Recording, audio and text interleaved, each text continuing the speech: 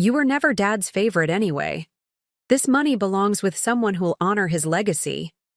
Those words from my sister Rebecca hung in the sterile hospital air like poison. I lay motionless in my bed, the steady beep of heart monitors providing a rhythmic backdrop to her cruelty. My broken leg throbbed beneath its cast, but that pain was nothing compared to the knife she had just twisted in my heart. I studied her face, the triumphant gleam in her eyes, the slight upward curve of her lips. She wasn't just delivering news. She was savoring this moment. Before we jump back in, tell us where you're tuning in from, and if this story touches you, make sure you're subscribed, because tomorrow I've saved something extra special for you. Rebecca had come to my hospital room not out of concern for my recovery after the skiing accident, but to announce that she had manipulated our father's will during my 2-week coma. According to her, every cent of my inheritance, the family business, the lake house, the investment accounts, now belonged to her. "I thought you should hear it from me," she continued, smoothing her designer blazer with manicured fingers. "Dad always worried you'd squander everything he built. This way, the family legacy stays intact." The irony almost made me laugh. If only she knew. "I understand," I replied, my voice calm and measured. "Thanks for telling me in person." Rebecca blinked, her self-satisfied expression faltering for just a moment. She had expected tears, outrage, begging, anything but this quiet acceptance. That brief flicker of confusion in her eyes was the first indication that she had severely underestimated me. I might have been physically broken, but mentally, I was 3 steps ahead of her game. When she left, clicking down the hospital corridor in her expensive heels, I finally allowed myself a small smile. Rebecca thought she had executed the perfect betrayal. She had no idea that 6 months earlier, I had already moved every valuable asset out of our father's estate. The lake house she thought she'd claimed? Transferred to a trust she couldn't touch. The family business she believed was her crown jewel, restructured with ironclad protections she couldn't penetrate. The investment accounts she was already mentally spending. Empty vessels, with the real funds secured elsewhere. I pressed the nurse call button, asking for my phone. It was time to set the final phase in motion. My father, Jonathan Mercer, had built Mercer Pharmaceuticals from a small research lab into a leading manufacturer of specialized medications. He was brilliant with formulas, but less adept at family dynamics. After my mother died when I was 12, he retreated into his work, leaving Rebecca and me to essentially raise ourselves in our sprawling New England home. Rebecca, 4 years. My senior had always been the charmer, socially graceful, outwardly perfect, and masterful at telling people exactly what they wanted to hear. I was the quiet one, observant, analytical, more comfortable with spreadsheets than social gatherings. Dad appreciated my business acumen, but was dazzled by Rebecca's charisma. She knew precisely how to make him feel like the father of the year, with minimal effort. What Rebecca never understood was that being overlooked had its advantages. While she was busy performing the role of perfect daughter, I was learning how the company operated from the ground up. I spent college summers in every department, befriending the employees she considered beneath her. When I joined the company, officially after business school, I made it my mission to understand every aspect of the operation Dad had built. 3 years ago, when Dad was diagnosed with early-onset dementia, everything changed. I noticed the subtle signs first: forgotten meetings, repeated stories, unusual financial decisions. When I finally convinced him to see a specialist, the diagnosis confirmed my fears. His brilliant mind was beginning to fail him. Rebecca's response was immediate and calculated. She moved back to the family estate, ostensibly to help care for Dad, and began positioning herself as his primary caregiver and confidant. To the outside world, she was the devoted daughter sacrificing her own life to support our ailing father. Behind closed doors, she was systematically isolating him from everyone else, including me. At first, I tried reasoning with her. "We need to work together on Dad's care plan," I told her during one of our increasingly tense family dinners. "I've got it handled," she replied dismissively. "You focus on the business. That's what Dad wants." But it became clear that Rebecca was doing more than just caring for Dad. Business associates began mentioning strange calls from her, claiming she had power of attorney over various matters. Family friends reported that she had told them I was too busy to visit Dad regularly, when in reality, she was scheduling my visits for times she knew I had unmovable meetings. The situation reached a breaking point when Dad called me in confusion. One evening, "Emma, Rebecca says I signed some papers transferring my voting shares to her. Did I do that?" The situation reached a breaking point when Dad called me in confusion one evening. "Emma, Rebecca says I signed some papers transferring my voting shares to her. Did I do that?" That night, I consulted Martin Calloway, Dad's longtime attorney, and one of the few people who had seen through Rebecca's facade for years. "Your sister is taking advantage of your father's condition," Martin said gravely, his weathered face somber in the low light of his office. "I've seen this before, and it rarely ends well for families." "What can we do?" I asked, fighting to keep my voice steady. "Legally challenge her actions, but that would mean publicly declaring your father incompetent." He paused, understanding the impossible choice this presented. Or what? "We could protect the assets preemptively, through legal means your sister wouldn't immediately detect." That conversation set everything in motion. Over the next 6 months, with Martin's guidance, I quietly restructured the most valuable assets in Dad's estate. We established an irrevocable trust with carefully selected trustees. We reorganized the business ownership structure to ensure continued operation, regardless of who claimed control. We created a separate medical trust to guarantee Dad would always receive the best care. All of this was done legally, with Dad's consent during his lucid periods, thoroughly documented by medical professionals and witnessed by independent parties. I didn't take a penny for myself. Everything was secured for its intended purpose or for Dad's care. I simply made it impossible for Rebecca to seize control. These precautions were my insurance policy, one I prayed I'd never need to use.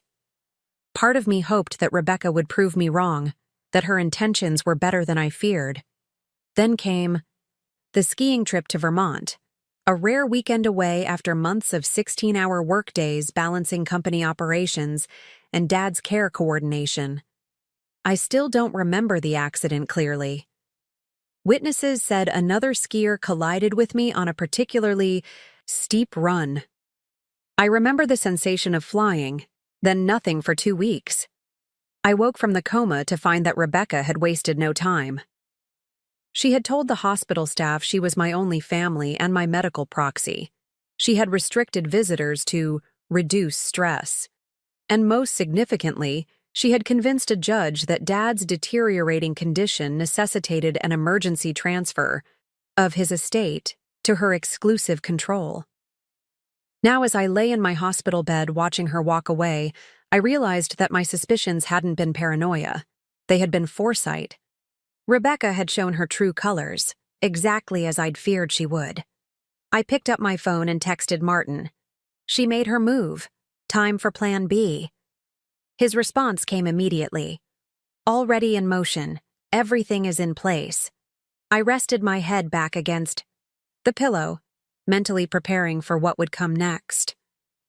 Rebecca thought she had won everything, but her victory celebration was premature. She had no idea what awaited her when she tried to access what she thought she had stolen. Sometimes, the quiet ones are quiet because they're watching, learning, planning. And I had been planning for this moment for a very long time. The path that led to my hospital confrontation with Rebecca began long before my father's diagnosis. Looking back, I should have recognized the pattern years earlier. After graduating from Wharton with my MBA, I returned home with grand plans for modernizing Mercer Pharmaceuticals. Preparing and narrating this story took us a lot of time, So if you are enjoying it, subscribe to our channel. It means a lot to us. Now back to the story. Dad welcomed me into the company with pride, giving me a small but growing role in operations. Start from the ground up, he advised. That's how you'll truly understand what we've built. I took his words to heart, working alongside researchers, production staff, and sales teams to learn every aspect of the business. The employees, many who had known me since I was a child visiting Dad's office, appreciated my genuine interest in their work. They shared insights no executive meeting would ever reveal. Rebecca, meanwhile, had built a carefully curated life in Manhattan. She worked nominally in public relations, though her job seemed to primarily involve attending charity galas and maintaining relationships with the city's elite. Whenever she visited home, she arrived like a whirlwind, full of stories, name-dropping, celebrities, and bringing expensive gifts that impressed Dad but revealed how little she knew about his actual interests. Dad doesn't even drink whiskey, I pointed out when she presented him with a $500 bottle of scotch one Christmas. It's for his collection, she replied dismissively, though he had never collected spirits. What Rebecca lacked in attention to detail, she made up for in performance. She knew exactly when to laugh at Dad's old industry jokes, when to ask questions that made him feel important, and when to remind him of his accomplishments. In contrast, my conversations with him often focused on company challenges and market threats, necessary topics that didn't necessarily leave him feeling celebrated. The first real warning sign came during a family dinner 3 years ago. Dad had invited his executive team and their spouses to our home, an annual tradition that combined business and pleasure. I had spent weeks preparing a presentation on a promising new research direction for the company, hoping to impress not just Dad, but also Dr. Lowell, our head of R&D. Minutes before I was scheduled to speak, Rebecca cornered me in the kitchen. "Emma, I think you should wait on your presentation," she said, refilling her wine glass. "Dad mentioned he's tired tonight. Maybe email it tomorrow instead." Something in her too casual tone raised my suspicions. "He specifically asked me to present tonight." She shrugged. "I just spoke with him. He's changed his mind but didn't want to disappoint you." Trusting her, a mistake I wouldn't repeat, I agreed to postpone.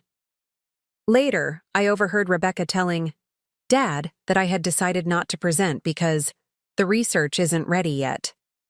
Before I could correct this mischaracterization, she smoothly transitioned to introducing her boyfriend at the time, a venture capitalist who spent the rest of the evening pitching Dad on investments unrelated to pharmaceuticals.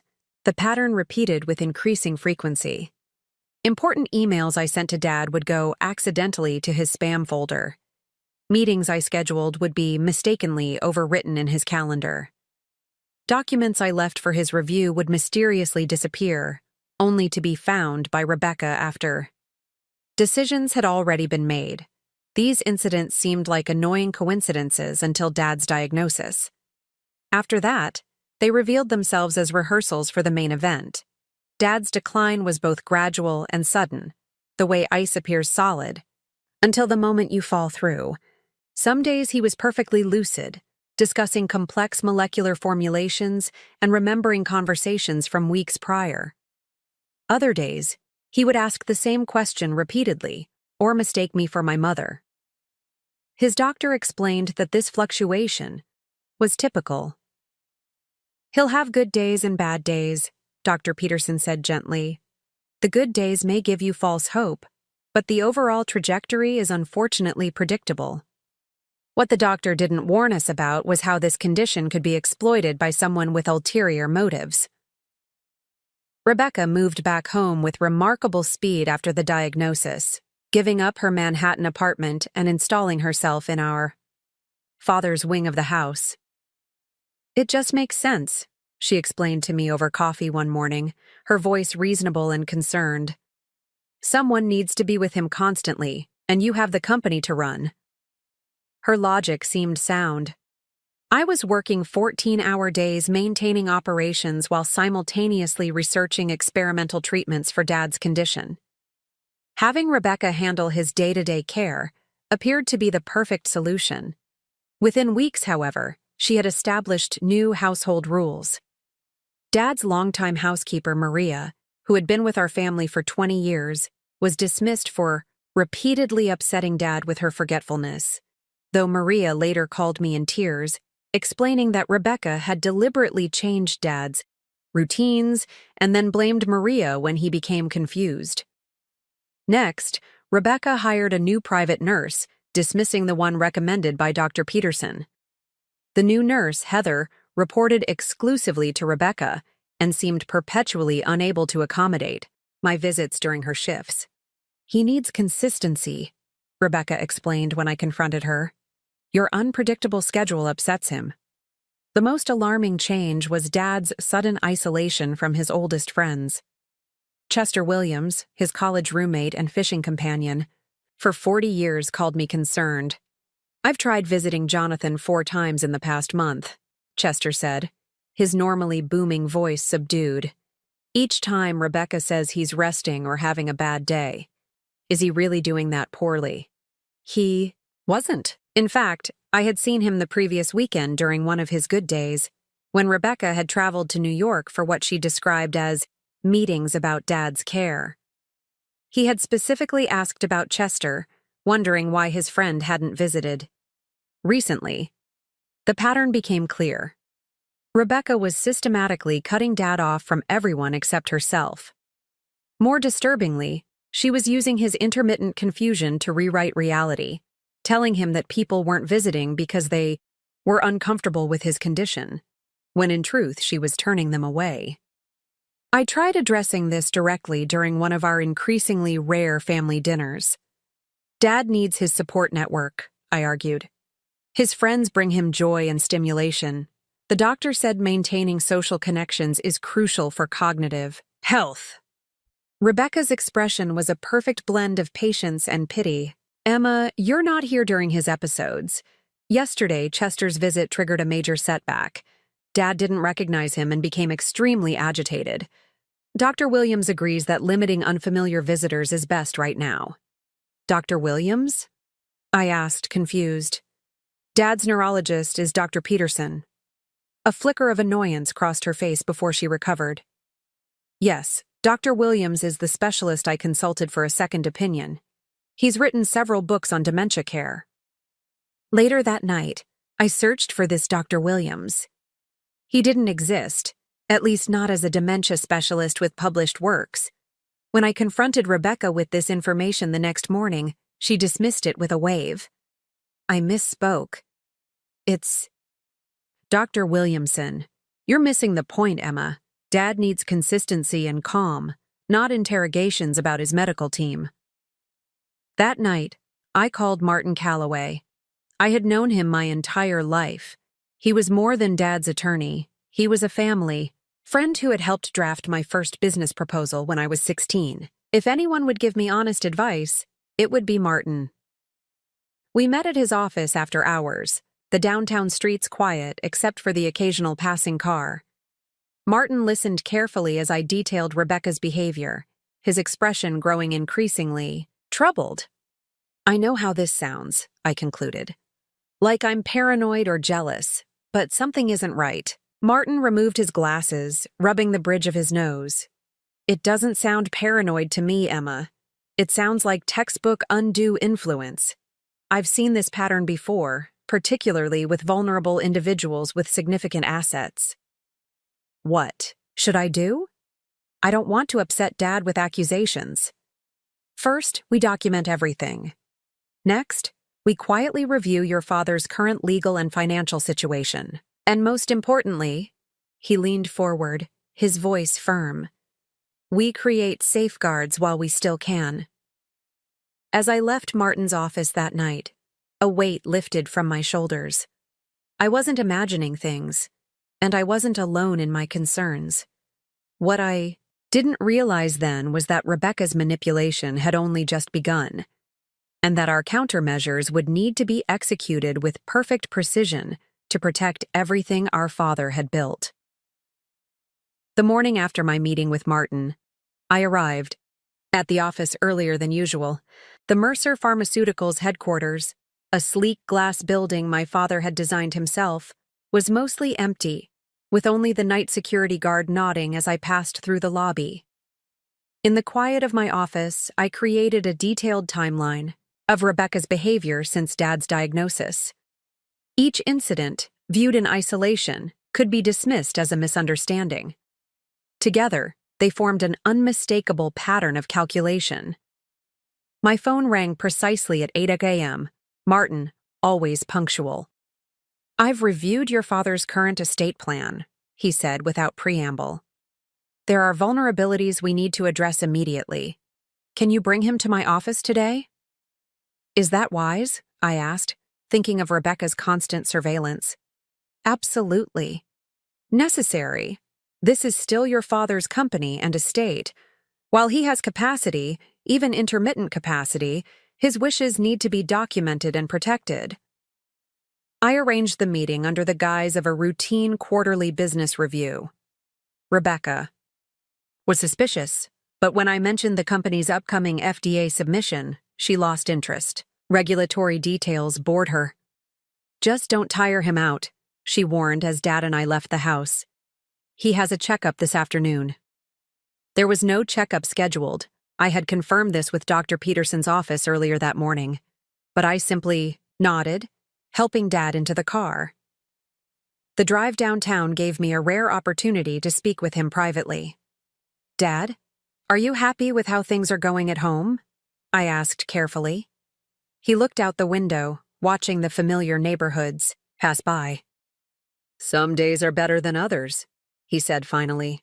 "Sometimes I feel crowded." By Rebecca?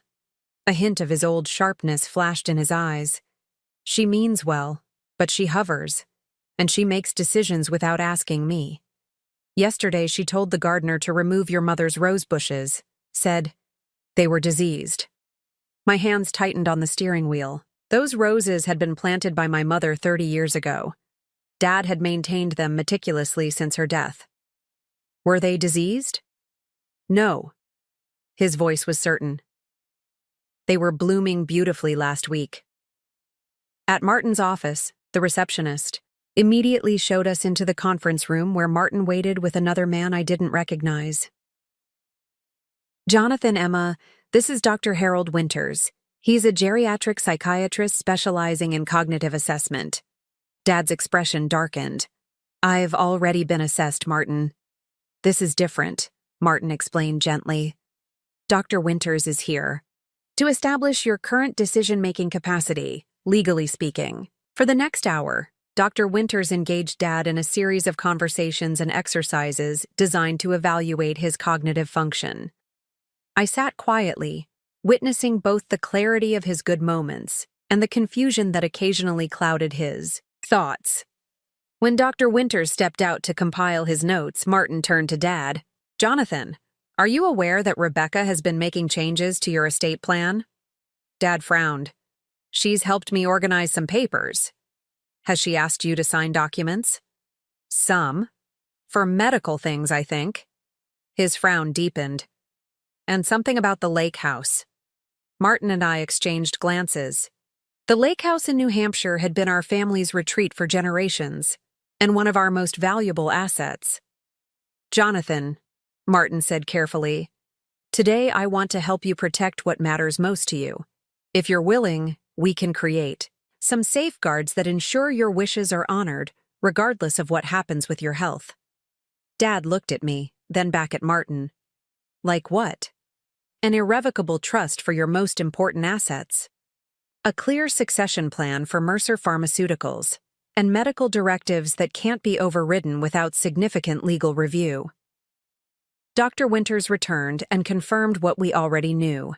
Dad was experiencing cognitive fluctuations, but currently demonstrated sufficient capacity to make informed legal decisions. With this professional assessment documented, we proceeded. Over the next 4 hours, Martin guided Dad through a comprehensive restructuring of his estate. The plan was elegant in its simplicity. Create legal structures that would be virtually impossible to dismantle, even with years of litigation. The family lake house was transferred to a conservation trust, ensuring it would remain in the family for generations but could never be sold or leveraged. The bulk of Dad's liquid assets were moved into a newly established foundation dedicated to Alzheimer's research. Mercer Pharmaceuticals' ownership was reorganized, with voting shares distributed among a carefully selected board of longtime executives who understood Dad's vision for the company. Most importantly, Dad's medical care was secured through an independent trust with multiple trustees, including Dr. Peterson, Martin, and myself. This arrangement ensured that no single person, not even me, could make unilateral decisions about his treatment. "What about Rebecca?" Dad asked as we finalized the documents. Despite everything, he's still worried about his eldest daughter. "She'll receive her inheritance," Martin assured him, "but she won't be able to control yours." As we drove home that afternoon, Dad seemed lighter somehow. "I've been worried," he admitted quietly. "About the business? About the house? About you and Rebecca?" "You don't need to worry anymore," I told him, reaching over to squeeze his hand. "Everything is taken care of." "Rebecca won't like this," he said, a moment of perfect lucidity in his eyes. "No," I agreed. "She won't. She's always been determined. Like your mother." He gazed out the window again. "But you have my backbone." I smiled at the unexpected compliment. "We'll be okay, Dad, I promise." What I didn't tell him was that our work had just begun. Over the next 3 months, Martin and I executed a meticulous plan to secure every aspect of Dad's legacy. We updated his medical directives, ensuring Rebecca couldn't override his wishes about experimental treatments. We restructured company leadership to create checks and balances. We even established a separate legal entity to manage the intellectual property Dad had developed over his career. Each measure was designed with a single purpose: to protect Dad's wishes, even as his ability to express them diminished. Everything was done legally, ethically, and with proper documentation. We weren't disinheriting Rebecca. She would still receive her fair share. We were simply ensuring she couldn't take more than that. The final step was perhaps the most difficult. I needed to ensure that I, too, couldn't abuse these protections. Working with Martin, I established independent oversight for every entity we created. Whatever happened, Dad's legacy would be preserved according to his true wishes, not anyone else's ambitions. As winter approached and Dad's condition continued its uneven decline, I felt a bittersweet satisfaction. The safeguards were in place. Now we just had to hope we wouldn't need them. Rebecca's first direct attack came 3 weeks after we established the trusts. I was reviewing quarterly projections in my office when my assistant buzzed to announce an unexpected visitor. Vernon Harris, the bank manager who had handled the Mercer family accounts for over a decade. "Emma," he said as he entered, his normally affable expression replaced with concern. I apologize for dropping in unannounced, but I felt this warranted immediate attention. He placed a document on my desk, a power of attorney form supposedly signed by my father, granting Rebecca exclusive control over his primary accounts. "This was submitted yesterday," Vernon explained. "The signature seemed inconsistent with your father's usual hand.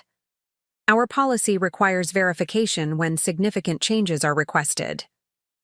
I studied the document, anger building as I noted the barely passable forgery of Dad's signature. The tremor that had developed in his right hand over the past year was conspicuously absent. "This is not my father's signature," I confirmed, "and he executed a different power of attorney arrangement last month." I retrieved a copy from my files, showing the carefully structured financial oversight committee we had established. Vernon's relief was visible. "I thought as much. We'll reject this request, of course." "Please keep this incident confidential for now," I requested. "And if my sister submits any further documents, I'll contact you directly," he promised. That evening, I called Martin to update him. my voice tight with controlled fury. "She's getting desperate," he observed. "This is good, in a way. It means she's discovered the new trust arrangements." "What happens when she confronts me?" I asked. "She probably won't," Martin replied. "A direct confrontation would force her to admit what she's been doing. More likely, she'll try more subtle approaches first." He was right. The next day, Rebecca suggested we host a small dinner for Dad's closest advisors to discuss his ongoing care. Dr. Peterson mentioned some promising experimental treatments. She explained over breakfast, her voice casual as she stirred her coffee. "But they're expensive. We should discuss liquidating some assets to cover the costs." I maintained a neutral expression, though internally I was seething. I had spoken with Dr. Peterson just yesterday. There were no experimental treatments. He was recommending. "That sounds important," I agreed. "Who were you thinking of inviting?" Her list was revealing. A new financial advisor I'd never heard of, her boyfriend Jason, who supposedly had medical connections, and conspicuously, not Martin Calloway. "What about Martin?" I asked innocently. "He's been Dad's advisor for decades." Rebecca waved dismissively. "He's so traditional in his thinking. We need fresh perspectives." I agreed to the dinner, then immediately called Dr. Peterson to confirm my suspicions. As expected, he had discussed no experimental treatments with Rebecca. In fact, he hadn't spoken with her in weeks. She had canceled Dad's last 2 appointments, claiming he was too fatigued to attend. The dinner itself was an exercise in restraint. Rebecca's new financial advisor, a slick man named Warren Pierce, presented elaborate charts showing how liquidating the underperforming assets of Mercer Pharmaceuticals could fund cutting-edge treatments for Dad. "Of course," Warren added. Smoothly, this would require consolidating decision-making authority to enable quick responses to market conditions. Jason, Rebecca's boyfriend, nodded enthusiastically. "The medical landscape changes daily. Having a streamlined approval process could mean the difference between accessing a breakthrough treatment or missing the window of opportunity." I listened, attentively, asking pointed questions that revealed neither had any substantial knowledge of pharmaceutical valuations or neurological treatments. When Warren suggested that the Lake House property represented untapped equity, I nearly laughed. Aloud, "These are all interesting perspectives," I said finally.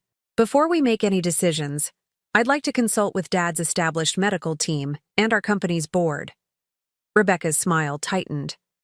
"Of course, but we shouldn't delay too long. Dad's condition is currently stable," I finished firmly.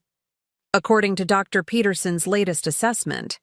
A flash of irritation crossed her face before she composed herself. "Let's continue this discussion next week. Warren, could you prepare more detailed projections?" After they left, I documented the entire conversation and sent it to Martin. His response was immediate. "She's laying groundwork. Be careful." The next morning, I arrived at the office to find our head of HR waiting anxiously by my door. "Ms. Mercer, I'm sorry to bother you, but I received a concerning email last night." She handed me a printout, an email from Rebecca to the HR department, copying several board members. In it, Rebecca expressed growing concerns about my ability to balance company leadership with Dad's care, suggesting that temporary reassignment of certain executive authorities might be necessary. "She has no authority to request this," I said calmly, though my pulse was racing. "I know," the HR director assured me, "but she copied 3 board members, and they've been asking questions." This was a more sophisticated attack, attempting to undermine my professional standing while simultaneously positioning herself as the concerned caretaker. I spent the morning calling board members, carefully explaining the situation without directly accusing Rebecca of manipulation. By afternoon, the immediate crisis was contained, but I knew Rebecca was escalating. That night, I installed security cameras in Dad's home office and upgraded the locks on the filing cabinets containing his personal documents. I also scheduled daily check-ins with his medical team and house staff. creating a communication network that would alert me to any unusual activity. 2 days later, I received an urgent call from Maria, Dad's former housekeeper whom I had quietly rehired as a part-time helper. "Miss Emma," she whispered, her voice tense. "Your sister has been going through your father's office all morning. She seems very angry, throwing papers and making calls. Is Dad there?" "No, she sent him to the garden. With the nurse. He doesn't know what's happening." "Thank you, Maria. Please keep an eye on him, but don't confront Rebecca." I ended the call, a strange calm settling over me. The storm was coming. Rebecca had clearly discovered that her access to Dad's assets had been restricted. Now it was only a matter of time before she confronted me directly. That evening, as I worked late at the office preparing for the inevitable showdown, my assistant forwarded an email that confirmed my worst fears. Rebecca had scheduled an emergency board meeting for the following week, without my knowledge, with a single agenda item: leadership transition due to family medical crisis. She was making her move to take control of the company. But what she didn't know was that I had prepared for this moment since the day Dad was diagnosed. The stage was set. The protections were in place. Now we would see if they would hold. The day before Rebecca's unauthorized board meeting, a rare December snowstorm blanketed the city. I left the office early, intending to check on Dad before the roads became impassable. As I pulled into our long driveway, I noticed an unfamiliar car parked near the entrance, a black sedan with rental plates. Inside, the house was unnaturally quiet. I found Maria in the kitchen, her expression tense. "Your sister has visitors," she whispered. "In your father's study. They've been there for hours." "Is Dad with them?" She shook her head. "He's resting upstairs. The nurse gave him something to help him sleep, a medication I hadn't authorized."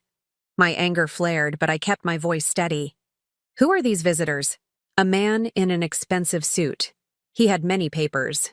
And another man who looks like a doctor, but not Dr. Peterson." I thanked Maria and made my way silently toward Dad's study. The door was partially open, voices drifting into the hallway. "The assessment needs to be conclusive," Rebecca was saying. "There can't be any ambiguity about his capacity." "Based on my preliminary evaluation, I can certainly attest to significant cognitive impairment," an unfamiliar male voice replied. "But a formal declaration of incompetence requires more substantial documentation." "Whatever it costs," Rebecca insisted. "The board meeting is tomorrow, and I need to show that Emma's control over his medical decisions is inappropriate." I heard enough. I pushed the door open, entering with deliberate calm. 3 pairs of eyes turned to me in surprise. Rebecca, a silver-haired man with a medical bag, and a younger man clutching a leather portfolio. "Emma!" Rebecca recovered quickly, her smile not reaching her eyes. "You're home early. We were just discussing Dad's care options. With a doctor I don't recognize, and without consulting his established medical team," I observed, my tone glacial. I turned to the supposed physician. "You are?" The man cleared his throat uncomfortably. "Dr. Vaughn Mitchell. I specialize in geriatric assessments for court cases determining competency," I finished. "I'm familiar with the process." "And you," I addressed the younger man, "would be the lawyer preparing to file for guardianship, I presume?" The lawyer glanced nervously at Rebecca, who had abandoned all pretense of pleasantry. "This is a private consultation," she said coldly. "One that's necessary because you've been making decisions without proper authority." I laughed, the sound sharp in the tension-filled room. "That's an interesting accusation coming from someone who forged our father's signature on a power of attorney document." The lawyer's eyebrows shot up and he began gathering his papers. "Perhaps we should reschedule," he murmured to Rebecca. "No," she snapped. "Emma is exaggerating. Vernon Harris is an old family friend who misunderstood a routine transaction." A routine transaction that would have given you sole control over Dad's primary accounts? I challenged. Just like this routine consultation is meant to declare him incompetent so you can overturn the trust he established, Dr. Mitchell stood abruptly. I wasn't informed about any disputed legal matters. I can't conduct an evaluation under these circumstances. You'll be well compensated, Rebecca insisted, her composure slipping. The doctor shook his head. Not enough to risk my license. He gathered his bag and nodded to me. Ms. Mercer, I apologize for the intrusion. After he left, the lawyer made a similar hasty exit, muttering about conflict of interest and insufficient disclosure. Rebecca and I faced each other across Dad's mahogany desk, the desk where he had built Mercer Pharmaceuticals from ambitious plans to industry reality. What did you do? She demanded, her voice trembling with rage.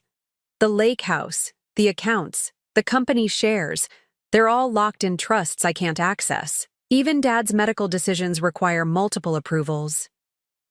Dad put those protections in place, I replied evenly. With full legal capacity, verified by an independent specialist. He wasn't thinking clearly, she shouted, abandoning all restraint. He built this company. He created this fortune. I deserve— What? I interrupted. What exactly do you deserve, Rebecca? To liquidate the company he spent his life building? To sell the lake house where we spent every summer as children? To make medical decisions for him based on invented experimental treatments? Her face flushed. You've always been jealous of my relationship with Dad. This is your revenge, using his condition to take control. I protected his legacy, I corrected her. From you. The board won't stand for this, she threatened. Tomorrow they'll see. The board meeting is canceled, I informed her calmly. I spoke with each member personally this afternoon. They're quite concerned about your unauthorized attempt to call an emergency session, particularly when I shared documentation of your recent activities. For the first time, uncertainty flickered across her face. What documentation? I gestured toward the ceiling corner where a small security camera had been recording our entire conversation. That, plus the forged financial documents, the fraudulent medical consultations, the canceled doctor appointments, all of it, Rebecca. She stared at the camera, then back at me, calculation replacing shock. You can't prove intent? I don't need to. The trusts Dad established are legally ironclad. Your attempts to circumvent them only strengthen our case that they were necessary. Rebecca's expression hardened into something cold and unfamiliar. This isn't over. Dad's condition is deteriorating. Eventually nothing will change, I cut in. That's the point of irrevocable trusts. Even after Dad is gone, his wishes will be protected. She studied me for a long moment, as if seeing me clearly for the first time. I never thought you had this in you, she said finally. The quiet, dutiful daughter. Always in the background while I handled the important things. That was your mistake, I replied simply. You were so busy being seen that you never bothered to watch. Rebecca gathered her coat and purse, her movements precise and controlled once more. At the door, she paused. One bad moment, Emma. One mistake in running the company. One questionable decision about Dad's care. That's all I need. I'll be watching. After she left, I sank into Dad's chair, the adrenaline of confrontation giving way to bone-deep exhaustion. I had prepared for this moment, anticipated every move Rebecca might make, and still the reality of facing my sister's naked ambition had shaken me. I checked the security feed to ensure Dad was sleeping peacefully, then called Martin to update him on the confrontation. She'll regroup and try again, he warned after I recounted the evening's events. I know, I sighed. But the immediate crisis is averted. The board is solidly behind me, and her attempt to have Dad declared incompetent has failed. For now, Martin cautioned. Rebecca has never been one to accept defeat easily.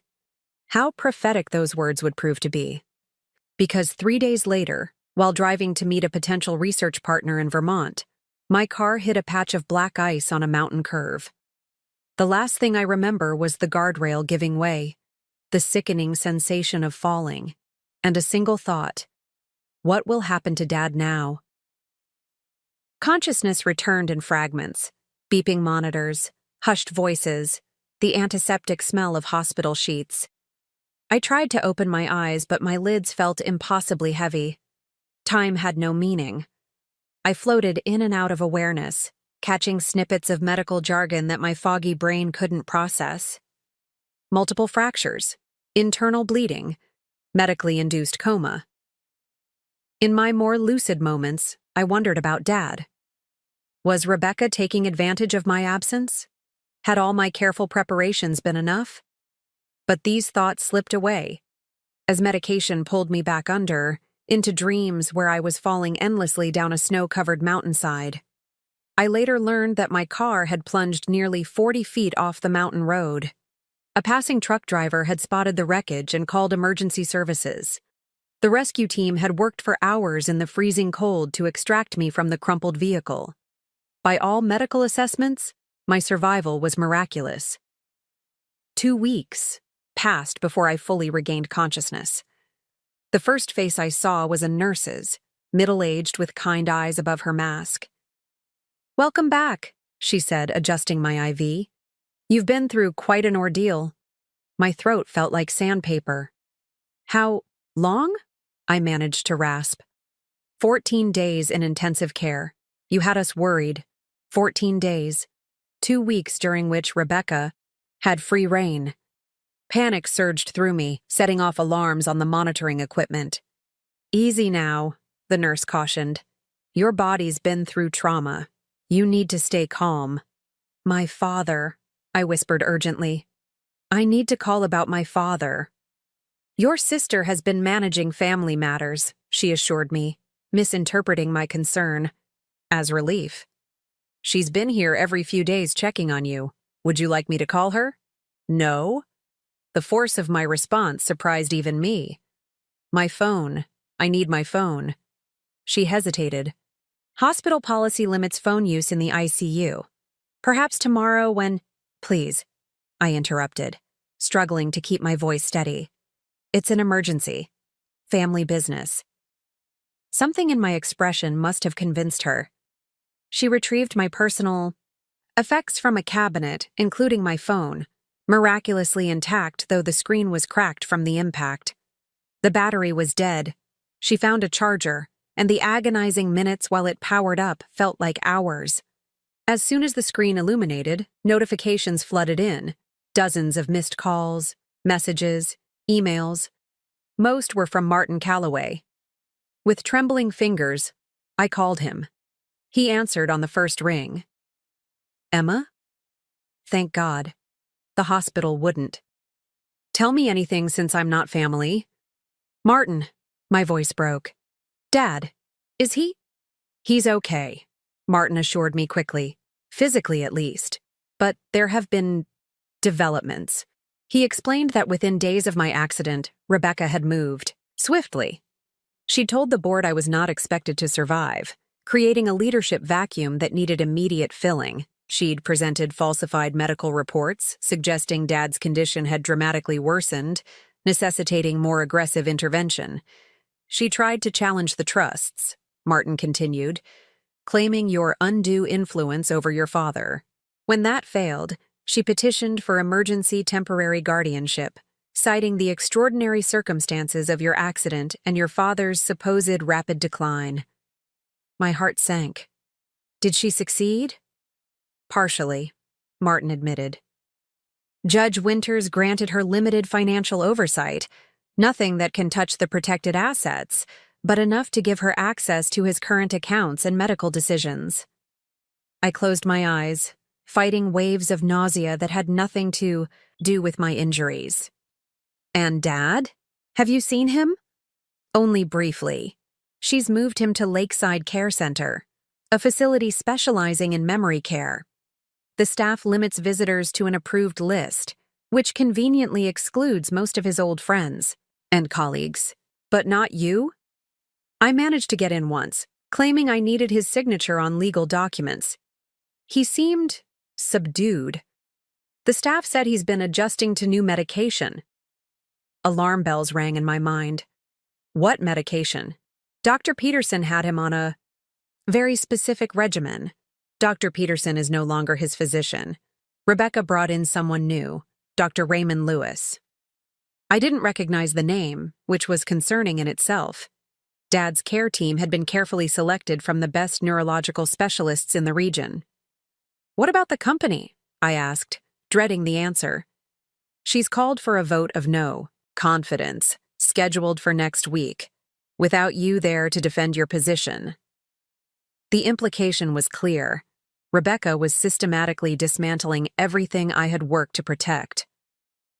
I need to get out of here, I said, attempting to sit up. Pain shot through my body and the room spun alarmingly. Emma, you can't, Martin cautioned. From what I understand, your injuries are severe. You need time to heal. We don't have time, I argued, but even speaking left me exhausted and breathless. You've prepared for this, Martin reminded me gently. The most important assets are secure in the trusts. Rebecca can't touch the company's core patents or infrastructure. She can't sell the lake house. What she's gained is temporary control, not ownership. He was right, of course. The trusts we had established were designed to withstand exactly this kind of situation. Still, the thought of Rebecca having any power over Dad's care filled me with dread.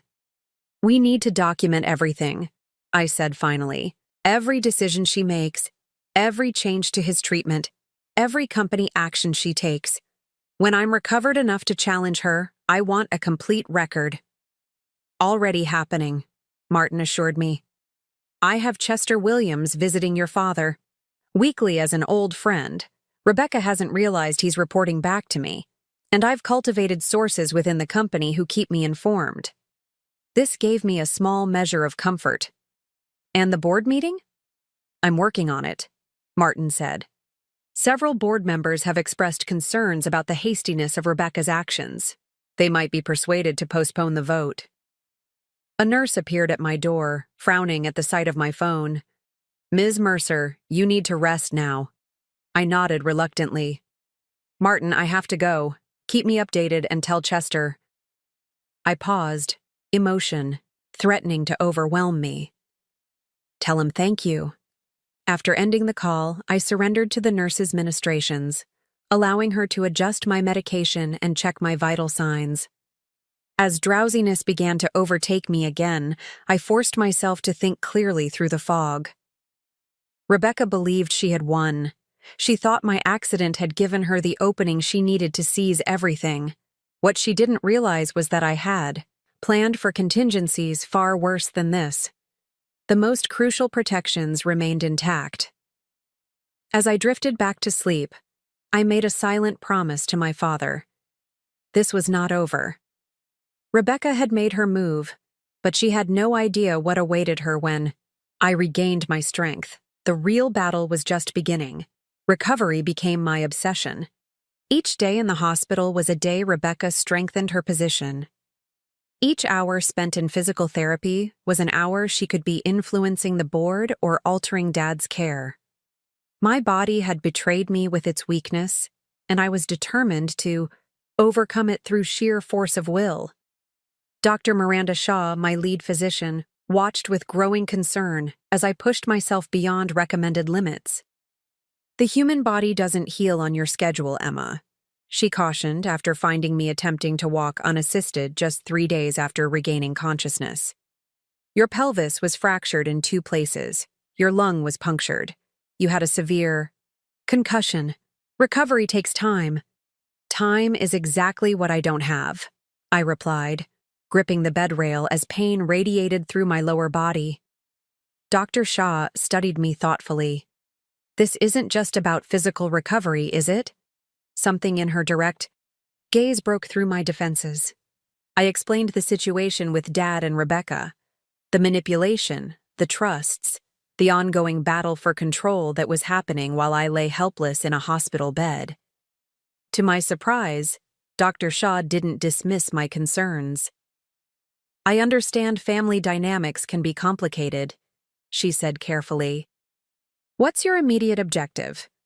What needs to happen before you feel you can focus on healing?" "I need to attend a board meeting next week," I said, "even if just virtually, and I need to see my father." She nodded slowly. "The video conference might be possible. As for visiting your father, that depends on his location and your condition." "He's at Lakeside Care Center," I told her. "About 30 minutes from here." A flicker of recognition crossed her face. "I know the medical director there, Dr. Winters. We trained together." For the first time since waking, I felt a glimmer of hope. "Could you contact him? Find out about my father's condition, his new medications?" "That would be highly unusual," she hedged. "But I could consult professionally if there were medical reasons to believe your father's care might be compromised." "There are," I assured her, explaining Dr. Peterson's carefully calibrated treatment plan and my concerns about the sudden change in physicians. By that afternoon, Dr. Shaw had made the call. The information she returned with confirmed my worst fears. Dad had been placed on a powerful sedative, one Dr. Peterson had specifically avoided due to its cognitive side effects. His physical therapy sessions had been reduced, and many of his cognitive stimulation activities eliminated. Dr. Winters was quite concerned when I described the previous treatment plan, Dr. Shaw told me. He wasn't aware of Dr. Peterson's protocols or the reasoning behind them. The changes were requested by your sister, who presented herself as having full medical authority. Armed with this information, I asked Dr. Shaw to document her findings and send them to Martin. It wasn't enough to stop Rebecca, but it added to our growing file of questionable decisions. The board meeting presented a different challenge. Rebecca had deliberately scheduled it during visiting hours, knowing hospital policy would limit my access to external communications during that time. Martin had managed to convince 3 board members to push for postponement, but they remained 2 votes short of delaying the meeting. My appearance, even virtually, could sway the undecided. Nurse Paxton, a night shift nurse who had taken a particular interest in my case, provided an unexpected solution. "Hospital policy has exceptions for professional emergencies," he told me, during a late check-in. "If you can get your doctor to approve it as therapeutic for your recovery, you could use the conference room on the 3rd floor. It has privacy and better internet than the patient rooms." With Dr. Shaw's support, she agreed that the mental strain of missing the meeting could impede my physical recovery. The arrangement was approved. Martin coordinated with the board secretary to ensure I would receive the video link. The day. Before the meeting, I received an unexpected visitor. Karen Chen, our company's chief research officer and a longtime colleague, appeared in my doorway carrying a small potted orchid. "You look better than the rumors suggested," she observed. "Riley," I managed a smile.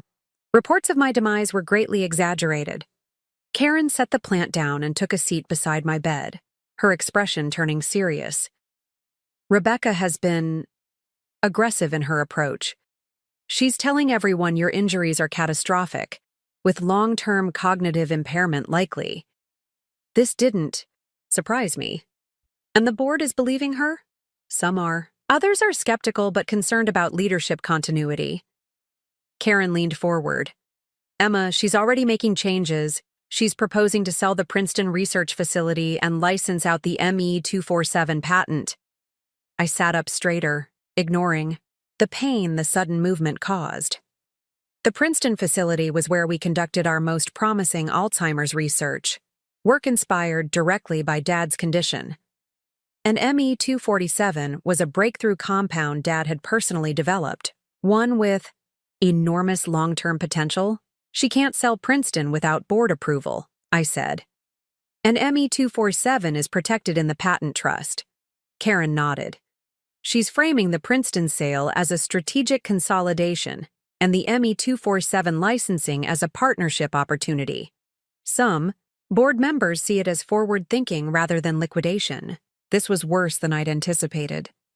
Rebecca wasn't just grabbing for control, she was systematically dismantling Dad's most meaningful work. "I need you to do something for me," I said, lowering my voice. "In my office, second file cabinet, bottom drawer. There's a red folder marked Princeton Expansion. Bring it to the meeting tomorrow." "What's in it?" "Dad's 5-year plan for the Alzheimer's Research Division, complete with projected returns that far exceed what any sale could generate. He finished it just before his diagnosis. It's in his handwriting with his signature. The board needs to see it." Karen agreed to retrieve the folder. After she left, I called Martin to brief him on this new development. "She's overreaching," he observed after I explained Rebecca's plans. "Trying to accomplish too much too quickly. We can use that." We spent the next hour refining our strategy for the board meeting. By the time we finished, I felt more prepared but physically exhausted. The effort of maintaining focus through pain and medication was taking its toll. That night, as I tried to sleep, my thoughts turned to Dad. Was he aware of what was happening? Did he understand that Rebecca had isolated him, changed his treatment?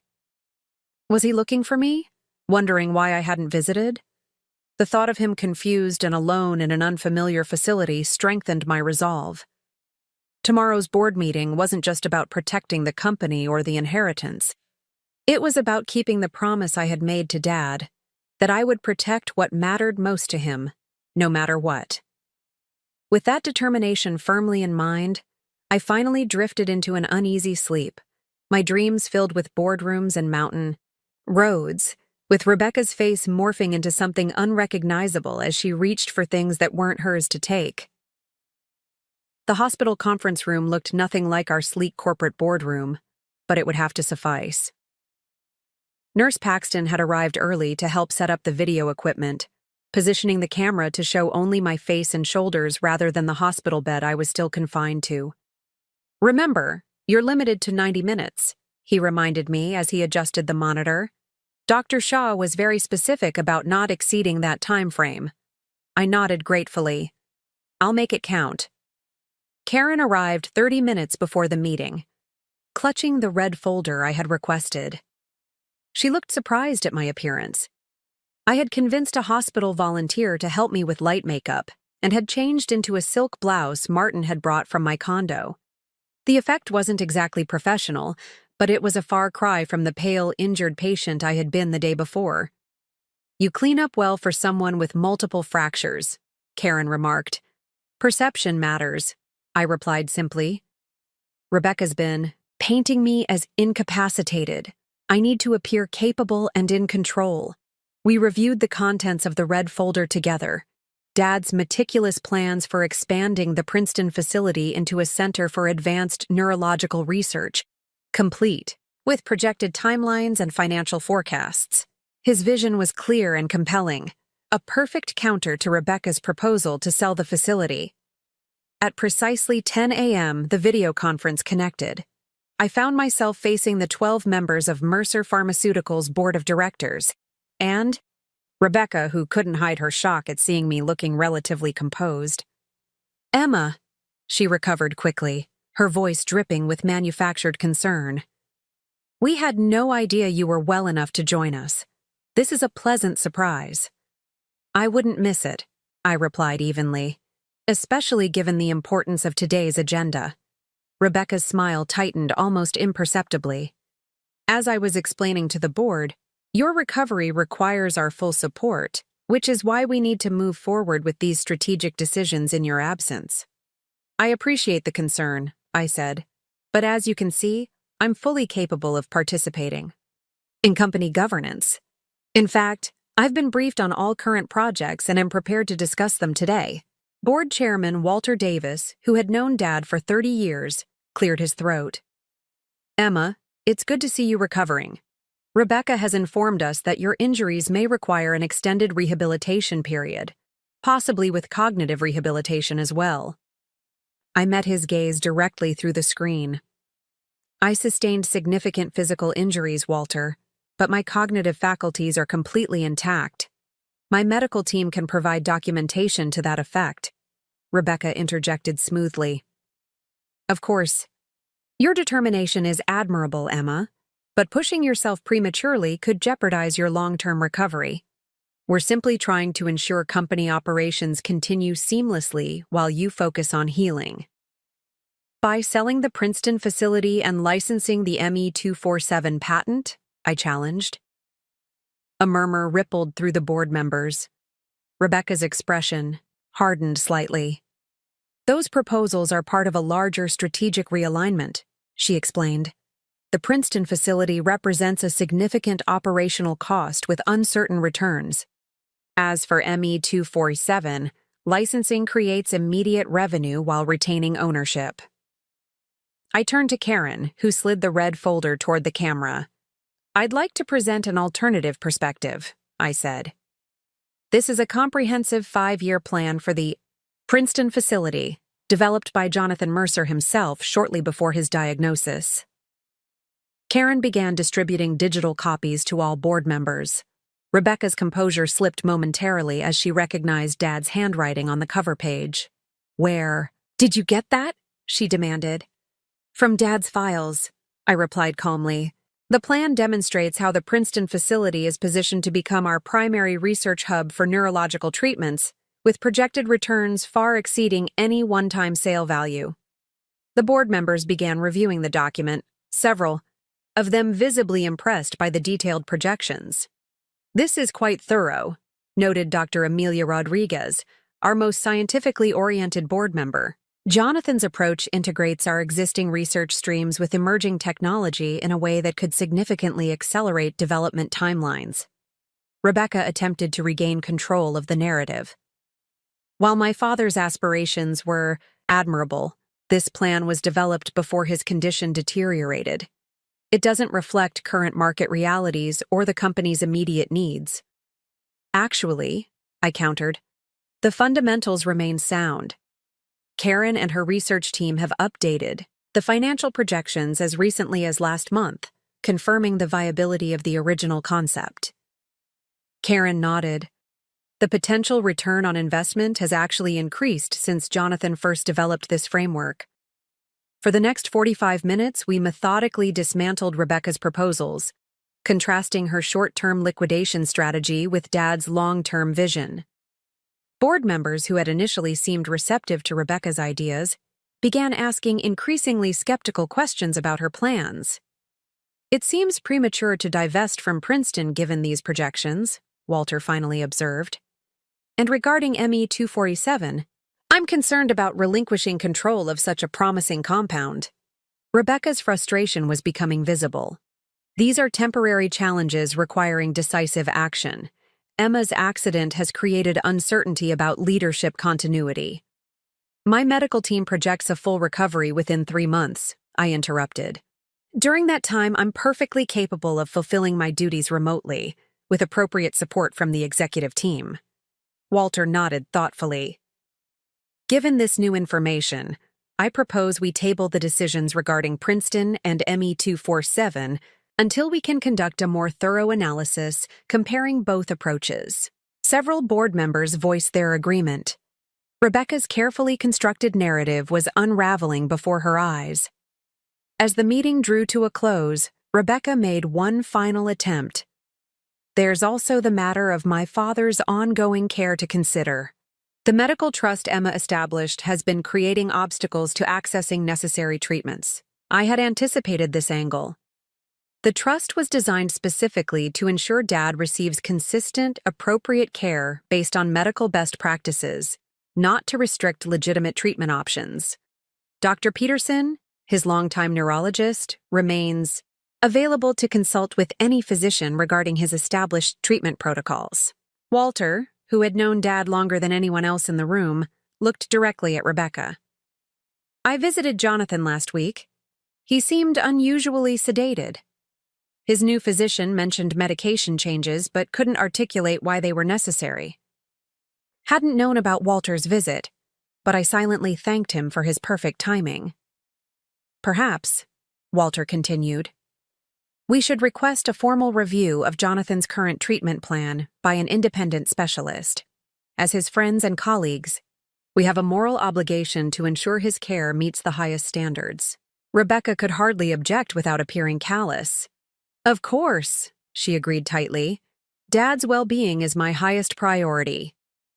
By the time the meeting concluded, Rebecca's momentum had been effectively halted. No major decisions were approved, and a special committee was formed to review both the Princeton facility plans and Dad's medical care. As the video connection ended, exhaustion washed over me. The effort of maintaining a professional demeanor through pain and medication had drained my limited reserves. That went better than expected, Karen observed, gathering her materials. I managed a tired smile. It's just the beginning. Rebecca won't give up easily. Indeed, as Nurse Paxton helped me back to my room, my phone buzzed with a text from Rebecca. Impressive performance. Enjoy your small victory. This isn't over. I closed my eyes, allowing the hospital bed to support my aching body. Rebecca was right about one thing. This wasn't over. But for the first time since my accident, I felt the momentum shifting in my favor. The 2 weeks following the board meeting brought steady progress on multiple fronts.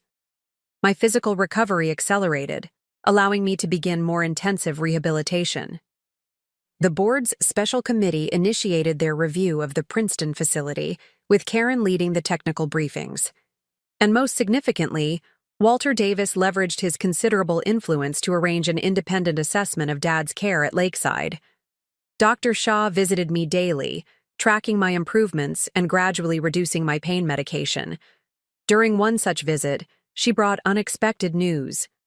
I've been in contact with Dr. Winters at Lakeside, she said, checking my vital signs.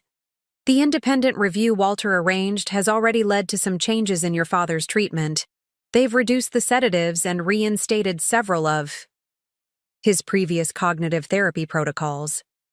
Relief washed over me. Has there been any improvement in his condition? It's too early for dramatic changes, but the staff reports he's more alert and engaged. She hesitated before adding, Your sister isn't pleased with the intervention. Dr. Winters mentioned she's been quite vocal about her objections. I could imagine Rebecca's reaction to having her authority questioned. Has she tried to block the changes? She can't, not directly. The review was conducted by a panel of 3 specialists, including your father's original neurologist. Their recommendations carry significant weight. This small victory provided renewed motivation for my recovery efforts. I pushed myself harder in physical therapy, graduated from the wheelchair to a walker, and eventually to crutches.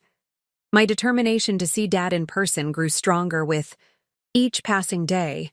Martin visited regularly, bringing updates on the legal front.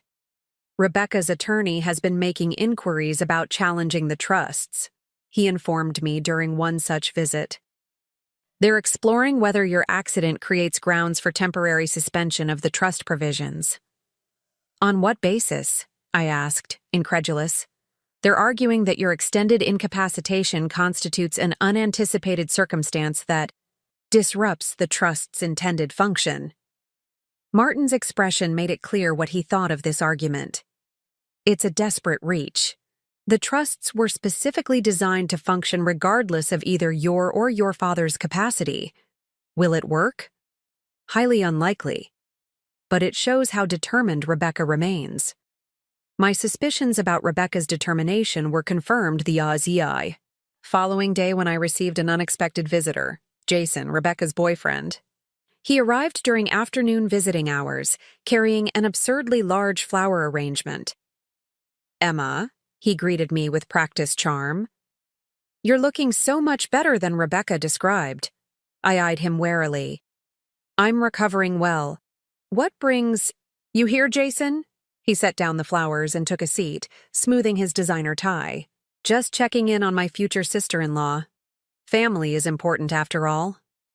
The news took me by surprise. You and Rebecca are engaged? Not officially announced yet, he smiled. But soon. We've been discussing our future extensively. I doubted, Jason had come merely to share relationship updates. "How thoughtful of you to visit. Did Rebecca send you?" His smile faltered slightly. "Actually, she doesn't know I'm here. I thought perhaps you and I could speak candidly, away from the tension between you sisters." "About what exactly?" Jason leaned forward, lowering his voice. "This situation is becoming uncomfortable for everyone. The board meetings, the medical reviews, the legal posturing. It's creating unnecessary stress for your father, and frankly, hampering Rebecca's ability to make needed changes at Mercer." "Needed changes," I repeated. "Like selling the Princeton facility? Or licensing Dad's patents?" "Among others," he acknowledged. "Emma, business is about adaptation. Your father built something remarkable, but markets evolve. Rebecca has a vision for modernizing Mercer Pharmaceuticals, making it more agile, more profitable. By dismantling it piece by piece," Jason's expression hardened slightly. "By unlocking its full potential. The Princeton facility alone could generate immediate capital for more promising ventures. The ME-247 patent could be leveraged through strategic partnerships rather than languishing in development limbo." I studied him carefully. "What exactly are you proposing, Jason?" "A compromise," he said simply. "Rebecca is willing to include you in the company's future decision-making. A meaningful advisory role during your recovery, transitioning to a more substantive position once you're fully healed. In exchange for your support in lifting certain restrictions on the trust, allowing for more flexible management of your father's assets, and dropping this unnecessary medical review business." It was suddenly clear why Rebecca hadn't accompanied Jason. This offer was constructed to provide her with plausible deniability if I refused, or worse, recorded the conversation. "Let me make sure I understand," I said slowly. "Rebecca wants me to help dismantle the legal protections our father put in place, support her in selling off parts of his life's work, and withdraw concerns about his medical care. In exchange, I might eventually get some unspecified role in whatever remains of the company." Jason spread his hands. "I'm simply suggesting a path toward family reconciliation. This adversarial approach benefits no one. Except Rebecca," I pointed out. "And perhaps you, as her future husband with access to Mercer resources." His smile disappeared entirely. "You're making assumptions about my intentions." "Am I? Tell me, Jason, what exactly is your background in pharmaceuticals?"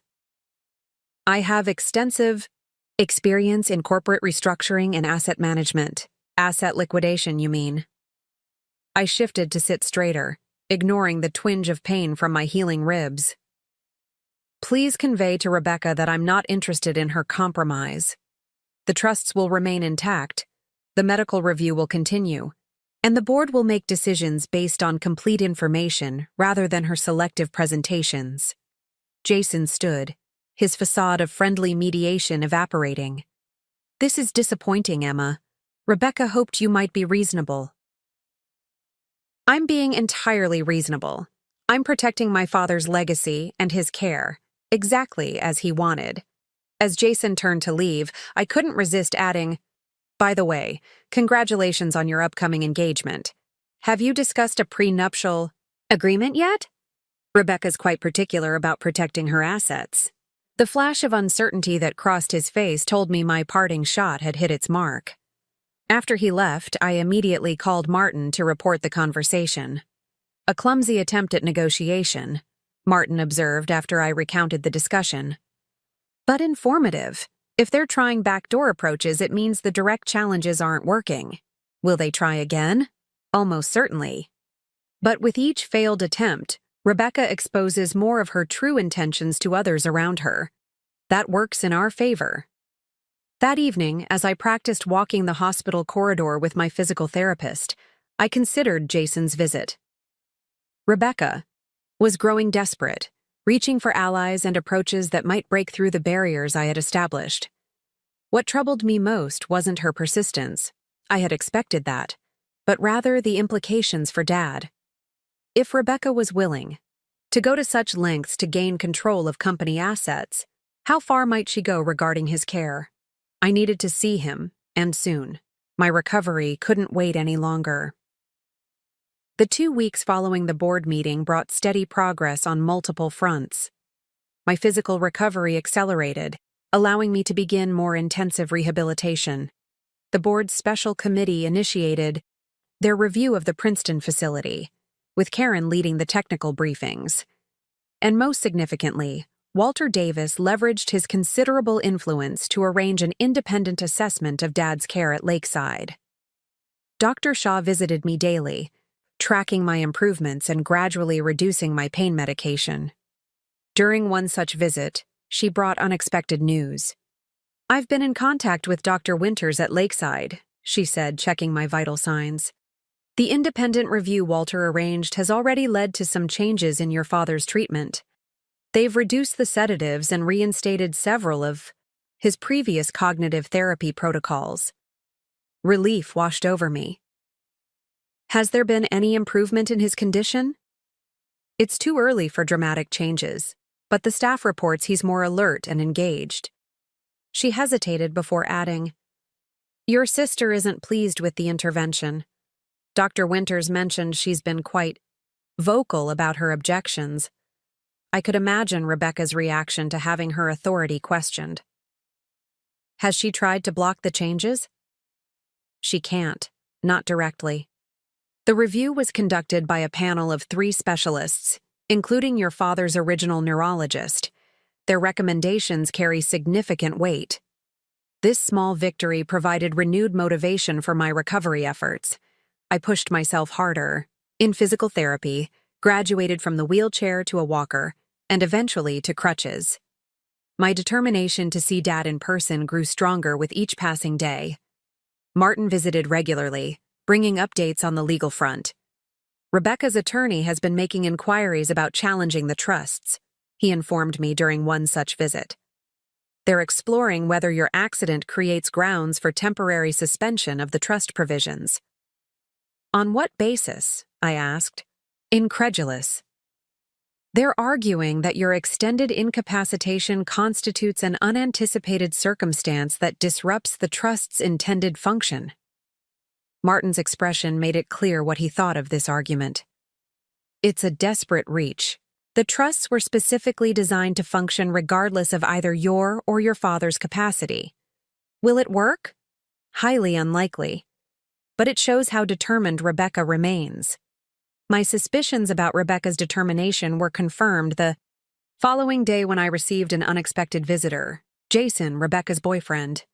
He arrived during afternoon visiting hours, carrying an absurdly large flower arrangement. "Emma," he greeted me with practiced charm. "You're looking so much better than Rebecca described." I eyed him warily. "I'm recovering well. What brings—" "You here, Jason?" He set down the flowers and took a seat, smoothing his designer tie. "Just checking in on my future sister-in-law. Family is important after all." The news took me by surprise. "You and Rebecca are engaged?" "Not officially announced. Yet," he smiled. "But soon. We've been discussing our future extensively." I doubted Jason had come merely to share relationship updates. "How thoughtful of you to visit. Did Rebecca send you?" His smile faltered slightly. "Actually, she doesn't know I'm here. I thought perhaps you and I could speak candidly away from the tension between you sisters." "About what exactly?" Jason leaned forward, lowering his voice. "This situation is becoming uncomfortable for everyone. The board meetings, the medical reviews, the legal posturing, it's creating unnecessary stress for your father, and frankly, hampering Rebecca's ability to make needed changes at Mercer." "Needed changes," I repeated. "Like selling the Princeton facility or licensing Dad's patents?" "Among others," he acknowledged. "Emma, business is about adaptation. Your father built something remarkable, but markets evolve. Rebecca has a vision for modernizing Mercer Pharmaceuticals, making it more agile, more profitable. By dismantling it piece by piece?" Jason's expression hardened slightly. "By unlocking its full potential." The Princeton facility alone could generate immediate capital for more promising ventures. The ME-247 patent could be leveraged through strategic partnerships rather than languishing in development limbo. I studied him carefully. "What exactly are you proposing, Jason?" "A compromise," he said simply.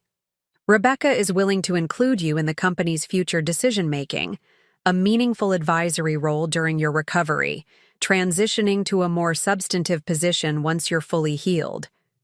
In exchange for your support in lifting certain restrictions on the trusts, allowing for more flexible management of your father's assets, and dropping this unnecessary medical review business." It was suddenly clear why Rebecca hadn't accompanied Jason.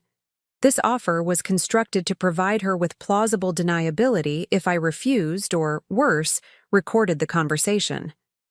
"Let me make sure I understand," I said slowly. "Rebecca wants me to help dismantle the legal protections our father put in place, support her in selling off parts of his life's work, and withdraw concerns about his medical care. In exchange, I might eventually get some unspecified role in whatever remains of the company." Jason spread his hands. "I'm simply suggesting a path toward family reconciliation. This adversarial approach benefits no one." "Except Rebecca," I pointed out. "And perhaps you, as her future husband with access to Mercer resources." His smile disappeared entirely. "You're making assumptions about my intentions." "Am I?" "Tell me, Jason, what exactly is your background in pharmaceuticals?"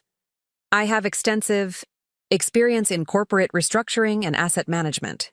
"Asset liquidation, you mean?" I shifted to sit straighter, ignoring the twinge of pain from my healing ribs. "Please convey to Rebecca that I'm not interested in her compromise. The trusts will remain intact, the medical review will continue, and the board will make decisions based on complete information rather than her selective presentations." Jason stood, his facade of friendly mediation evaporating. "This is disappointing, Emma. Rebecca hoped you might be reasonable." "I'm being entirely reasonable. I'm protecting my father's legacy and his care, exactly as he wanted." As Jason turned to leave, I couldn't resist adding, "By the way, congratulations on your upcoming engagement. Have you discussed a prenuptial agreement yet? Rebecca's quite particular about protecting her assets." The flash of uncertainty that crossed his face told me my parting shot had hit its mark. After he left, I immediately called Martin to report the conversation. "A clumsy attempt at negotiation," Martin observed after I recounted the discussion. "But informative. If they're trying backdoor approaches, it means the direct challenges aren't working. Will they try again? Almost certainly. But with each failed attempt, Rebecca exposes more of her true intentions to others around her. That works in our favor." That evening, as I practiced walking the hospital corridor with my physical therapist, I considered Jason's visit. Rebecca was growing desperate, reaching for allies and approaches that might break through the barriers I had established. What troubled me most wasn't her persistence, I had expected that, but rather the implications for Dad. If Rebecca was willing to go to such lengths to gain control of company assets, how far might she go regarding his care? I needed to see him, and soon. My recovery couldn't wait any longer. 3 days after Jason's visit, Dr. Shah finally gave me provisional clearance to leave the hospital for a brief supervised outing. The timing couldn't have been better.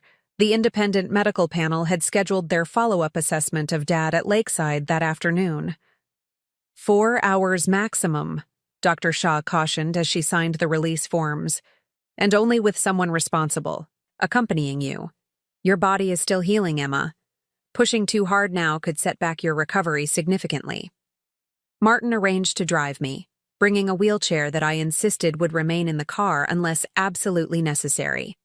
I was determined to walk into Lakeside on my own 2 feet, or at least with the minimal support of crutches.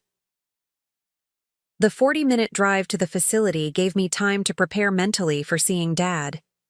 Chester Williams had been providing regular updates, but his descriptions of Dad's condition varied from surprisingly sharp to quite confused, depending on the day and time of his visits.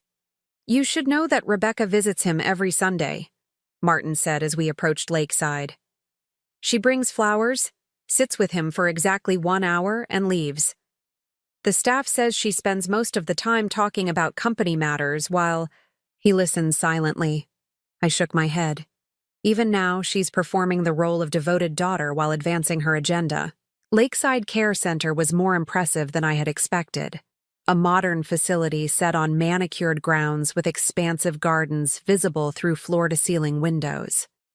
The reception area featured comfortable seating and soft music, more reminiscent of a luxury hotel than a medical facility. Dr. Eliza Wright, the head of the independent review panel, met us in a small conference room. She was a distinguished-looking woman in her 60s with silver hair and perceptive eyes that missed nothing. "Ms. Mercer, I'm pleased to see you recovering," she greeted me. "I've been working closely with Dr. Peterson to reassess your father's treatment plan." "How is he?" I asked, the question I'd been holding for weeks finally breaking free. Dr. Wright's expression softened. "Improving, now that we've adjusted his medication. The excessive sedation was masking his true cognitive state. With the reduced dosage, we're seeing more periods of lucidity and engagement." "Was there any medical justification for the higher dosage?" Martin asked. "None that I could identify," she replied frankly. "The records indicate the increased sedation was requested due to nighttime agitation, but the nursing notes don't corroborate any significant behavioral issues prior to the change." This confirmed my suspicions that Rebecca had deliberately pushed for medication that would make Dad more compliant and less communicative. "Is he aware of what's happening?" I asked. "With the company, with the family situation?" "It's difficult to assess his full understanding," Dr. Wright admitted. "He has good days and challenging ones, but he has asked about you repeatedly, especially since your accident." My heart tightened. What has he been told? "According to the staff, your sister informed him that you were in an accident, but recovering well. She apparently hasn't shared any details about the severity of your injuries." At least Rebecca had spared him that worry. Perhaps some small part of her still cared about his emotional well-being, even as she manipulated his circumstances for her benefit. "Can I see him now?" I asked. Dr. Wright nodded. "He's having one of his better days. Just be prepared. His appearance may have changed since you last saw him." She led us through the facility to a sunlit common area where several residents were engaged in various activities. Dad sat alone by a large window, gazing out at the gardens. Even from a distance, I could see how much he had changed in the weeks since my accident. He seemed smaller somehow, his shoulders hunched, his once commanding presence diminished. As I approached, moving carefully with my crutches, he turned, and for a terrifying moment, there was no recognition in his eyes. Then, his face transformed, lighting up with awareness and joy. "Emma," he said, his voice weaker than I remembered but unmistakably his. "They told me you were in an accident." I eased myself into the chair beside him, fighting back tears. "I was, Dad, but I'm getting better."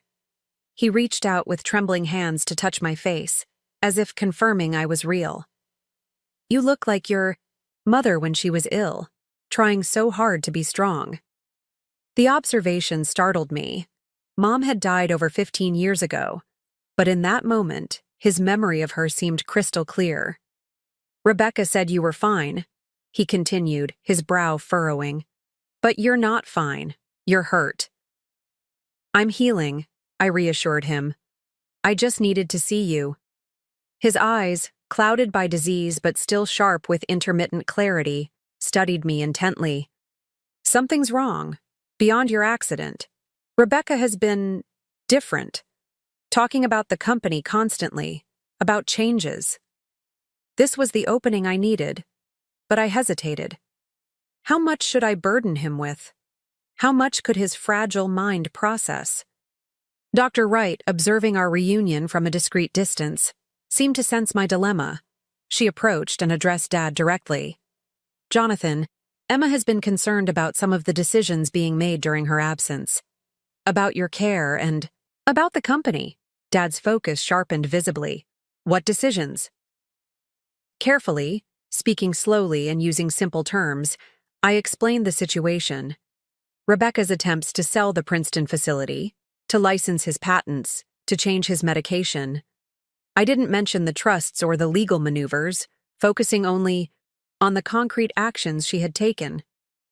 To my surprise, Dad followed everything, occasionally asking clarifying questions that demonstrated his understanding. When I finished, he was silent for several long moments, staring back out at the gardens. "I've been foggy," he finally said. "The medication, it made it hard to think, to question. But I knew something wasn't right." Rebecca kept talking about necessary changes and market realities. He turned back to me, reaching for my hand. His fingers felt paper-thin, but his grip was surprisingly firm. "The Princeton facility, it's for Alzheimer's research, for people like me. She wants to sell it?" I nodded, emotion making it difficult to speak. "And my patents? ME247? She's trying to license them to other companies." Something flickered in his eyes, a flash of the formidable businessman he had once been. "Not for research, for profit." "Yes," I confirmed. "No." The word came out forcefully, startling both Dr. Wright and me. "Emma, I built Mercer for a purpose. Not just for profit, for progress, for patience." His voice grew stronger with each word. "Rebecca doesn't understand that. She never has." In that moment, I saw my father, the real Jonathan Mercer, emerge from behind the veil of medication and disease. His mind was connecting the pieces, processing the betrayal with remarkable clarity. "The trusts," he said suddenly. "The protections we put in place. Are they holding?" "Yes," I assured him. "Everything important is secure." Relief softened his features. "Good. That's good." He squeezed my hand again. "You understood. You always understood what mattered." As our visit continued, we talked about simpler things, memories of the lake house, stories from my childhood, his favorite books. But that moment of perfect lucidity had assured me that despite his illness, despite Rebecca's manipulations, Dad was still present, still capable of recognizing the truth when presented with it. When it was time to leave, he held onto my hand, a moment longer. "Come back," he said simply. "Soon." "I will," I promised. "And Dad, things are going to get better, for both of us." He nodded, and for the first time since my arrival, he smiled. A genuine smile that momentarily erased the illness from his face. "I know they will. You're your father's daughter, after all." As Martin helped me back to the car, I felt an unfamiliar lightness despite my physical pain. The visit had accomplished more than I'd hoped. Not only had I seen Dad, but I had witnessed his understanding and approval of my efforts to protect his legacy. Rebecca might have temporarily gained some control, but she had fundamentally misunderstood what mattered most to our father. And in doing so, she had already lost something far more valuable than any inheritance. Rebecca's reaction to my visit with Dad came swiftly. The morning after our reunion, I received a scathing email questioning my interference in Dad's carefully established care routine and accusing me of causing him unnecessary distress. She copied Dr. Lewis, her chosen physician, and Jason on the message, but notably not Dr. Peterson or any members of the independent review panel. I forwarded the email to Dr. Wright, who responded with professional restraint. "Your father showed no signs of distress during or after your visit. In fact, his cognitive assessments today demonstrated improved engagement and recall." Rebecca's next move was more direct. She appeared at my hospital room that evening, just as I was finishing dinner. She wore an impeccably tailored suit and carried a slim leather portfolio, every inch the successful executive. "We need to talk," she announced, closing the door behind her. I set aside my tray. I assumed we would after my visit with Dad. She remained standing, her posture rigid. "What exactly are you hoping to accomplish, Emma? Besides undermining months of careful work establishing a stable environment for Dad?" "Stable or sedated," I challenged. The panel found no medical justification for his increased medication. Rebecca waved this away. "Dr. Lewis was managing symptoms you weren't around to witness, but that's not why I'm here." She opened her portfolio and extracted a document. "This is a proposed settlement agreement. I suggest you review it carefully." I took the document, scanning its contents with growing disbelief. The settlement proposed that I resign from all positions at Mercer Pharmaceuticals in exchange for a generous compensation package. I would retain my inheritance rights, but relinquish any operational control or decision-making authority regarding company matters or Dad's care. "You can't be serious," I said, looking up from the papers. "Entirely serious. This arrangement allows you to focus on your recovery without the stress of corporate responsibilities. The compensation is more than fair, nearly double your current salary for 5 years. While you dismantle everything Dad built." Rebecca sighed, as if dealing with a stubborn child. "I'm transforming the company to ensure its continued relevance and profitability. The market has changed since Dad developed his original vision."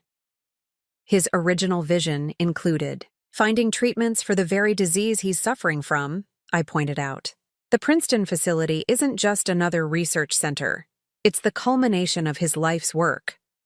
"It's an emotional indulgence that's draining resources from more viable projects," she countered. "Dad was a brilliant scientist, but his judgment became compromised long before his official diagnosis." The casual cruelty of this assessment stunned me. "You really believe that?"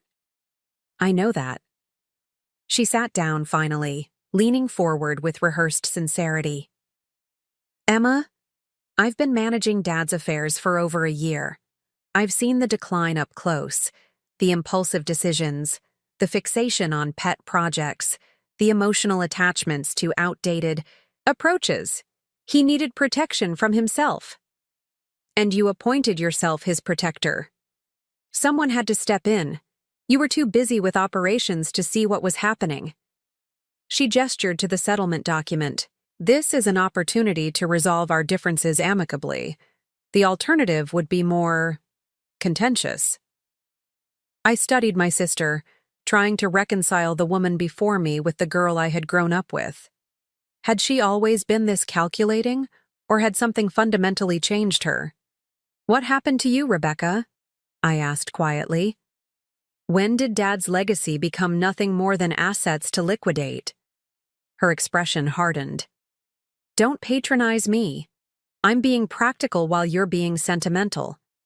Dad built Mercer to be a successful business, not a memorial. He built it to help people," I corrected her. "The profit was always a means to fund research, not the end goal itself." Rebecca stood, gathering her portfolio. "I see this conversation is pointless. Review the agreement with your attorney if you like, but my offer expires in 3 days. After that, we proceed with more formal measures." As she reached the door, a question that had been nagging at me surfaced. "The accident," I said. "My car was thoroughly inspected just a week before. The mechanic found nothing wrong with the brakes." She turned, her expression unreadable. "What are you implying?" "It's strange, isn't it? The timing. I confront you about Dad's care, and days later, I'm in a life-threatening accident that conveniently removes me as an obstacle." For a moment, genuine shock registered on her face. "You think I had something to do with your accident? That I would—" She stopped, visibly collecting herself. "You need psychiatric help, Emma. Paranoia is apparently another side effect of your injuries." After she left, I sat motionless, replaying her reaction. The shock had seemed genuine, but Rebecca had always been an accomplished performer. Still, attempted murder seemed a dramatic escalation even for her growing desperation. I called Martin to discuss the settlement offer and my unsettling exchange with Rebecca. "The agreement is laughable," he assured me after I described its terms. "It has no legal standing given the existing trust structures. As for your suspicions about the accident, they sound paranoid," I acknowledged. "Not necessarily. I've already initiated a more thorough investigation of the vehicle. The police report was concerning. The brake line appeared to have been compromised, but they attributed it to wear and tear or possible impact damage during the crash." This revelation sent a chill through me. "You think it was deliberate?" "I think it deserves closer examination," Martin replied carefully. "In the meantime, I suggest you avoid consuming anything Rebecca might have access to, and perhaps we should arrange for private security once you're discharged." The conversation left me deeply unsettled. I had believed I was engaged in a battle over assets and control, but perhaps the stakes were even higher than I had realized. The next morning, Walter Davis called with news that shifted the landscape once again. "The special committee completed their review of the Princeton facility," he reported. "We're unanimously recommending not only keeping it but expanding operations according to your father's plan." This was the first unequivocal victory since my accident. "And the board?" "They've accepted our recommendation." Rebecca argued against it, of course, but the financial projections were compelling. There's more. The committee also requested full disclosure of all communications regarding your father's medical care over the past 6 months. "Rebecca won't like that," I observed. "Rebecca doesn't have a choice," Walter replied firmly. "The board is increasingly concerned about possible conflicts of interest in her decision-making. Your visit with your father made quite an impression on Dr. Wright." She spoke eloquently about his moments of clarity when discussing company matters.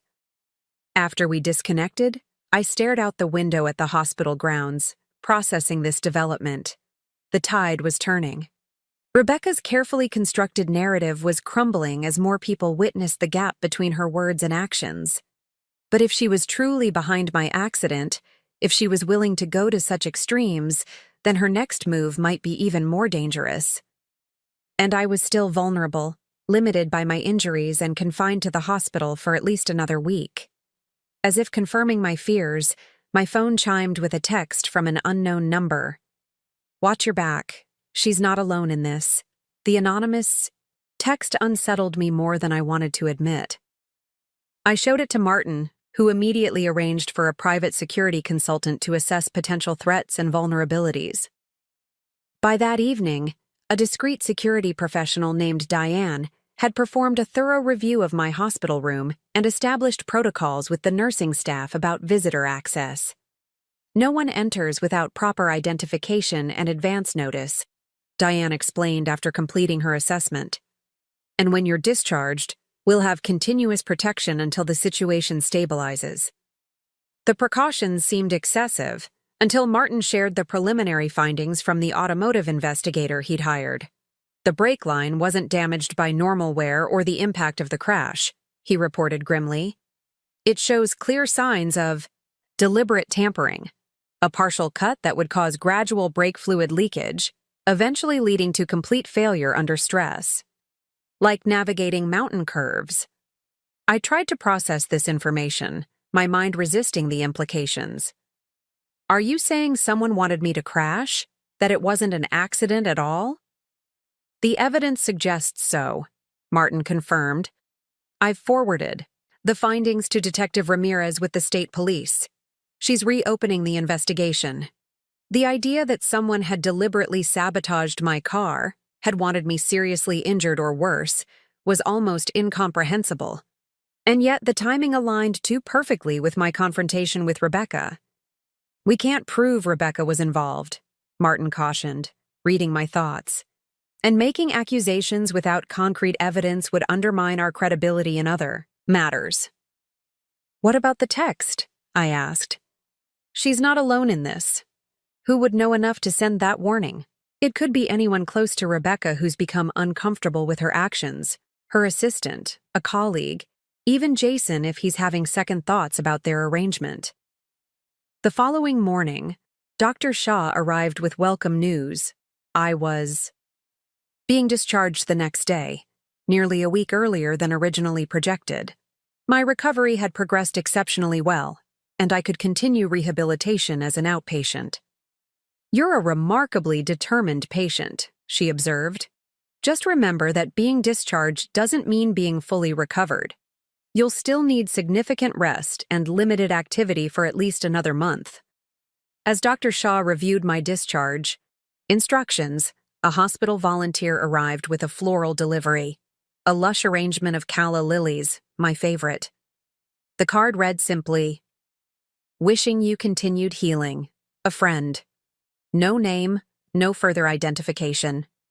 I examined the arrangement carefully before allowing it to remain in my room, mindful of the new security concerns. The flowers themselves provided no clues, though the selection suggested someone who knew my preferences. That afternoon, Karen visited with updates about the Princeton facility decision.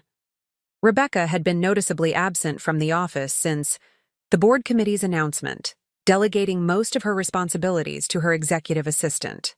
"The labs are buzzing with excitement about the expansion plans," Karen reported.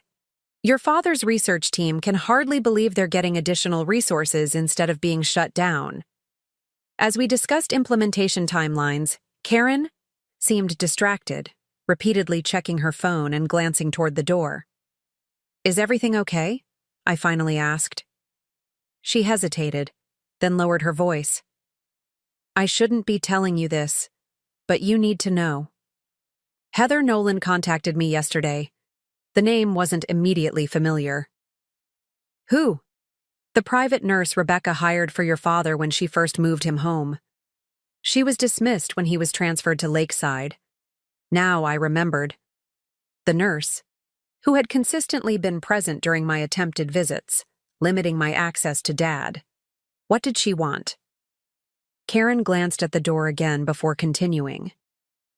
"She has information about your father's care during those months. Specific instructions from Rebecca that made her uncomfortable. She wants to talk to you directly. This could be the friend who sent the text warning, and possibly the flowers. Why didn't she come forward sooner?" According to Heather, Rebecca had her sign an extremely restrictive NDA with substantial penalties for disclosure.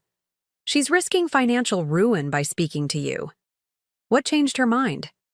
"She saw the news about your accident, and apparently she overheard something that concerned her deeply." Karen passed me a folded note with a phone number. "She won't talk over the phone or email. She wants to meet in person once you're discharged." I studied the number, uncertain whether this represented a genuine ally or a potential trap. Did she explain what she overheard? Only that it involved Rebecca and Jason discussing next steps if you continued to interfere. She seemed genuinely frightened, Emma. After Karen left, I shared this development with Martin, who approached it with appropriate caution. "We'll need to verify Heather's identity and motivation before arranging any meeting. If she's legitimate, her testimony could be extremely valuable regarding your father's care. And if she's not? Then we've avoided walking into a potentially dangerous situation." Martin promised to have Heather thoroughly vetted before my discharge. Meanwhile, I received another unexpected visitor, Walter Davis, who arrived with a thick folder of board documents. "The ME 247 patent review," he explained, placing the folder on my bedside table. "I thought you might want to see the complete assessment before tomorrow's board call." As Walter settled into the visitor's chair, I noticed something different about his demeanor, a tension that hadn't been present during our previous interactions. "Is something wrong, Walter?" He hesitated, then spoke quietly. "Emma, I've been on the Mercer board for nearly 3 decades. I considered your father my closest friend. What I've discovered over the past week is deeply troubling." Walter explained that the board's investigation into ME-247 had uncovered communications between Rebecca and several pharmaceutical competitors dating back nearly 8 months, long before Dad's official diagnosis. In these exchanges, she had discussed potential strategic partnerships involving core Mercer intellectual property, including preliminary terms for licensing arrangements. She was planning this before Dad even began showing symptoms, I realized, aloud. Walter nodded grimly. The timestamps on some of these communications coincide with periods when Jonathan was making significant business decisions Rebecca may have influenced while concealing her external discussions. That could constitute a serious breach of fiduciary duty, I noted, the implications sinking in. More than that, Walter said. Some of these communications potentially cross into corporate espionage territory. Rebecca shared proprietary research, data to demonstrate good faith during these preliminary discussions. This revelation shifted the landscape dramatically. Rebecca's actions weren't just family betrayal, they could be criminal violations. The board is meeting in emergency session tomorrow morning, Walter continued. Rebecca doesn't know about these discoveries yet. I felt you should be prepared for what's coming. As Walter prepared to leave, he paused, his expression softening. Your father always said you were the true inheritor of his vision, not just his business acumen, but his ethical compass. Now I understand what he meant. After he departed, I sat absorbing these revelations. Rebecca's schemes extended further and began earlier than I had imagined. The question now wasn't just how to protect Dad's legacy, but how to contain the damage Rebecca had already done to the company, to Dad's care, and potentially to my own safety. The mysterious text message took on new urgency. She's not alone in this. With evidence of external business communications, the circle of those involved in Rebecca's plans might be larger and more powerful than I had initially feared. As my discharge approached, I realized I was preparing not just to leave the hospital, but to step into an even more complex and dangerous battlefield. The day of my discharge arrived with a tension that felt more like preparation for battle than a medical release. Diane, the security consultant, had meticulously planned every detail of my transition from hospital to a secure temporary residence. A specially modified SUV waited outside, its windows reinforced and its route carefully pre-planned with multiple contingency options.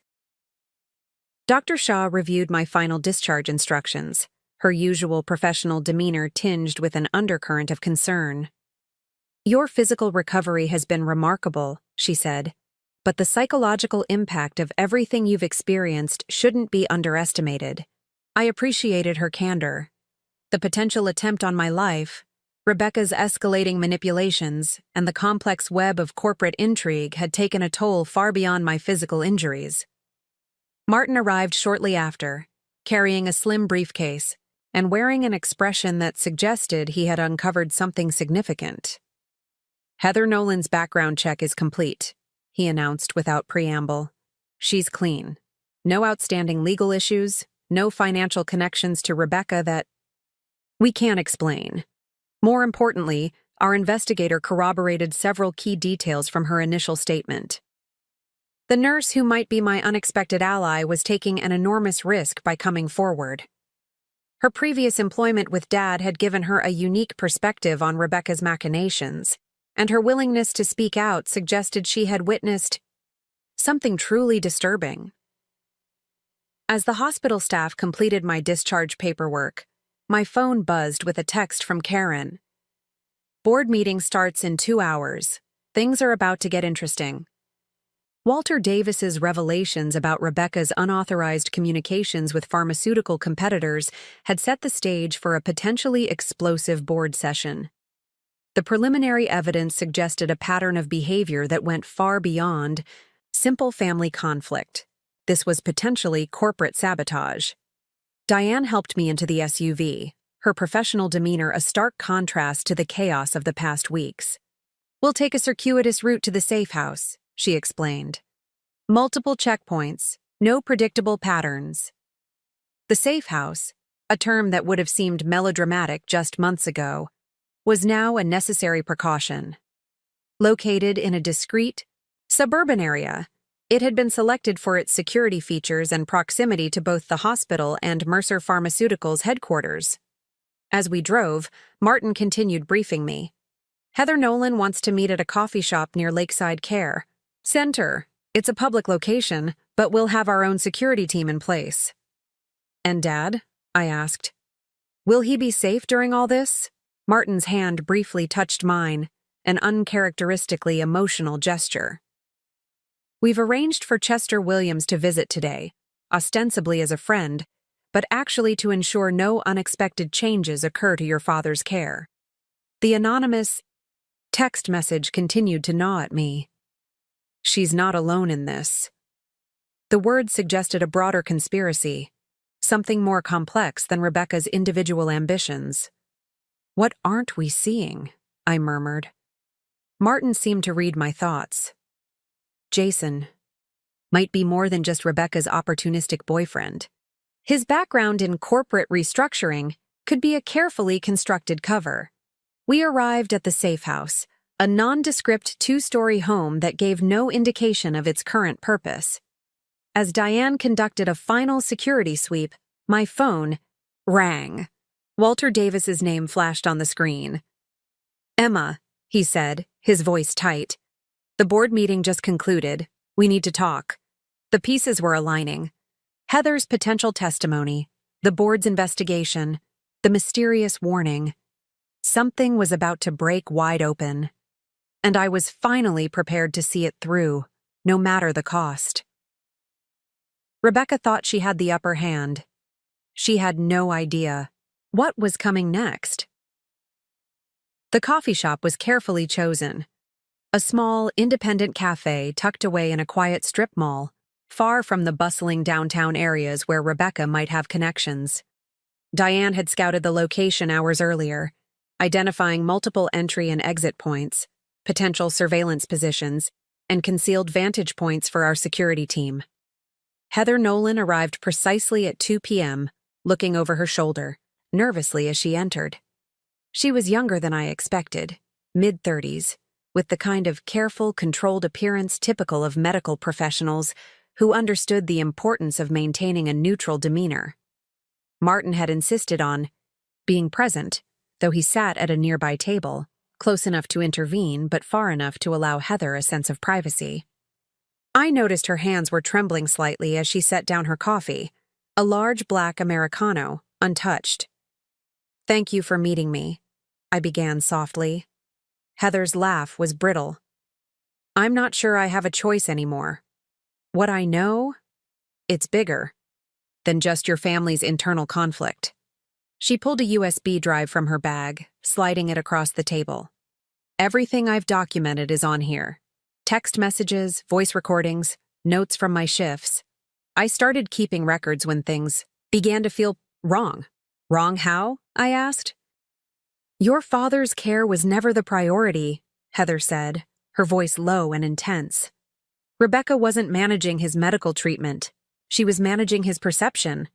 She explained how Rebecca would carefully time her visits to coincide with Dad's most confused periods.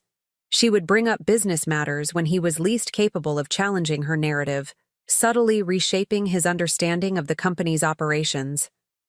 There were medications, Heather continued. Prescriptions that weren't on his original treatment plan. Dr. Lewis would rotate them frequently, just enough to keep your father in a state of perpetual confusion without raising immediate medical red flags. Martin leaned in slightly, his interest piqued. Can you be more specific about these medications? Heather produced a detailed log, medication names, dosages, dates of administration. I cross-referenced these with the original treatment plan from Dr. Peterson. The changes were subtle but consistent. Each adjustment made your father slightly more pliable, slightly less able to challenge Rebecca's decisions. Did you confront her? I asked. A bitter smile crossed Heather's face. Once, she reminded me of the NDA I'd signed, told me my entire Career could be destroyed with a single phone call. But that wasn't the worst part. She hesitated, glancing around the cafe. Jason, Rebecca's boyfriend, he wasn't just a passive participant. He was actively involved in the strategy. I overheard a conversation about managing the transition that went far beyond typical family business discussions. The USB drive felt heavy with potential. Martin was already mentally cataloging the legal implications of Heather's testimony. "Why come forward now?" I asked. Heather's eyes hardened. "The accident. When I heard about your car crash, something didn't add up." The way Rebecca discussed it, there was a level of calculation that frightened me. It wasn't just about removing you as an obstacle. It felt like part of a larger plan. The mysterious text message echoed in my mind. "She's not alone in this." "Jason's background," Martin interjected. "It's in corporate restructuring. But our investigation suggests he has deeper connections." Heather nodded. "He has contacts in multiple pharmaceutical companies. I heard him discussing potential restructuring of Mercer that went beyond standard business conversations. It felt more like a planned takeover." As she spoke, my phone buzzed, a message from Walter Davis. "Board investigation confirms external communications. Jason has undisclosed consulting contracts with 3 of our competitors." The pieces were starting to align, a carefully orchestrated plan to destabilize Mercer Pharmaceuticals, with Rebecca as the primary actor but not the sole architect. "I'm risking everything by talking to you," Heather said, her voice barely above a whisper. "If Rebecca finds out, she won't," Martin assured her. "We'll ensure your protection." As our conversation concluded, Heather's final words hung in the air. "This is about more than just your father's company. Someone wants Mercer dismantled, and your sister is just a convenient tool." The game had changed. This was no longer just a family conflict. It was a calculated corporate assault with potentially far-reaching consequences, and we were just beginning to understand the true scope of the threat. The safe house became our war room. Martin spread Heather's USB drive contents across a secure laptop, creating a digital web of connections that stretched far beyond our initial understanding. Each document, each time-stamped communication, revealed another thread in a complex conspiracy. "Look at this," Martin muttered, highlighting a series of encrypted emails. "Jason's consulting contracts aren't just with competing pharmaceutical companies. They're with investment firms that specialize in corporate dismantling." Karen arrived, with additional documentation from Mercer's internal systems. Her face was a mixture of professional determination and personal betrayal. "The ME-247 patent wasn't just a potential licensing opportunity," she explained. "It's the linchpin of a much larger strategy." The patent, Dad's most promising neurological research, represented more than just a scientific breakthrough. It was a potential game-changer in Alzheimer's treatment, something Rebecca and her allies clearly wanted to control or suppress. Detective Ramirez from the state police joined our impromptu meeting, her no-nonsense demeanor cutting through the complexity. "The automotive investigation confirms deliberate sabotage of your vehicle," she reported. "Preliminary forensics suggest professional-level tampering, not a random act of violence." Each revelation added another layer to the puzzle. Rebecca wasn't working alone. She was part of a network with specific objectives: dismantling Mercer Pharmaceuticals, controlling the ME-247 patent, and removing any obstacles in their path. "Who benefits most from Mercer's dissolution?" I asked, mapping out the connections on a large whiteboard. Martin pointed to a series of pharmaceutical companies and investment groups. "These firms have been struggling with their own neurological research. ME-247 represents a threat to their existing drug pipelines. Walter Davis's earlier findings about Rebecca's unauthorized communications took on new significance. She wasn't just betraying her family, she was actively working to destroy the company from within." "The board investigation is just the beginning," Walter had told me earlier. What we're uncovering goes beyond corporate misconduct.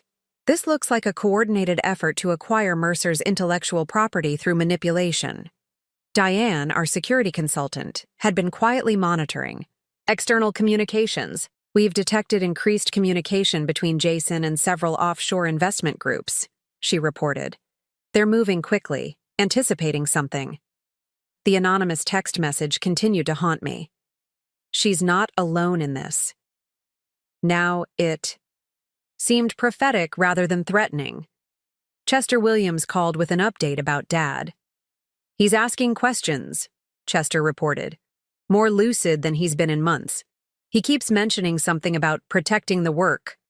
As the pieces came together, one thing became crystal clear. This was about far more than family inheritance or corporate control. Someone wanted to suppress the medical breakthrough Dad had dedicated his life to developing. We need to move, I said, looking at the team that had assembled. Rebecca and Jason think they're 3 steps ahead, but they have no idea what's coming. Martin's eyes met mine, a shared understanding passing between us.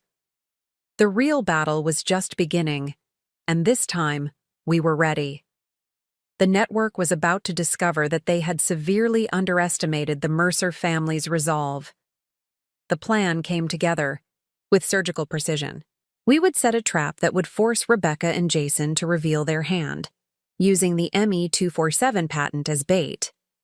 Karen worked with the research team to create a carefully constructed narrative. A seemingly confidential document would be leaked, suggesting Mercer was considering a limited partnership to develop the ME-247 patent.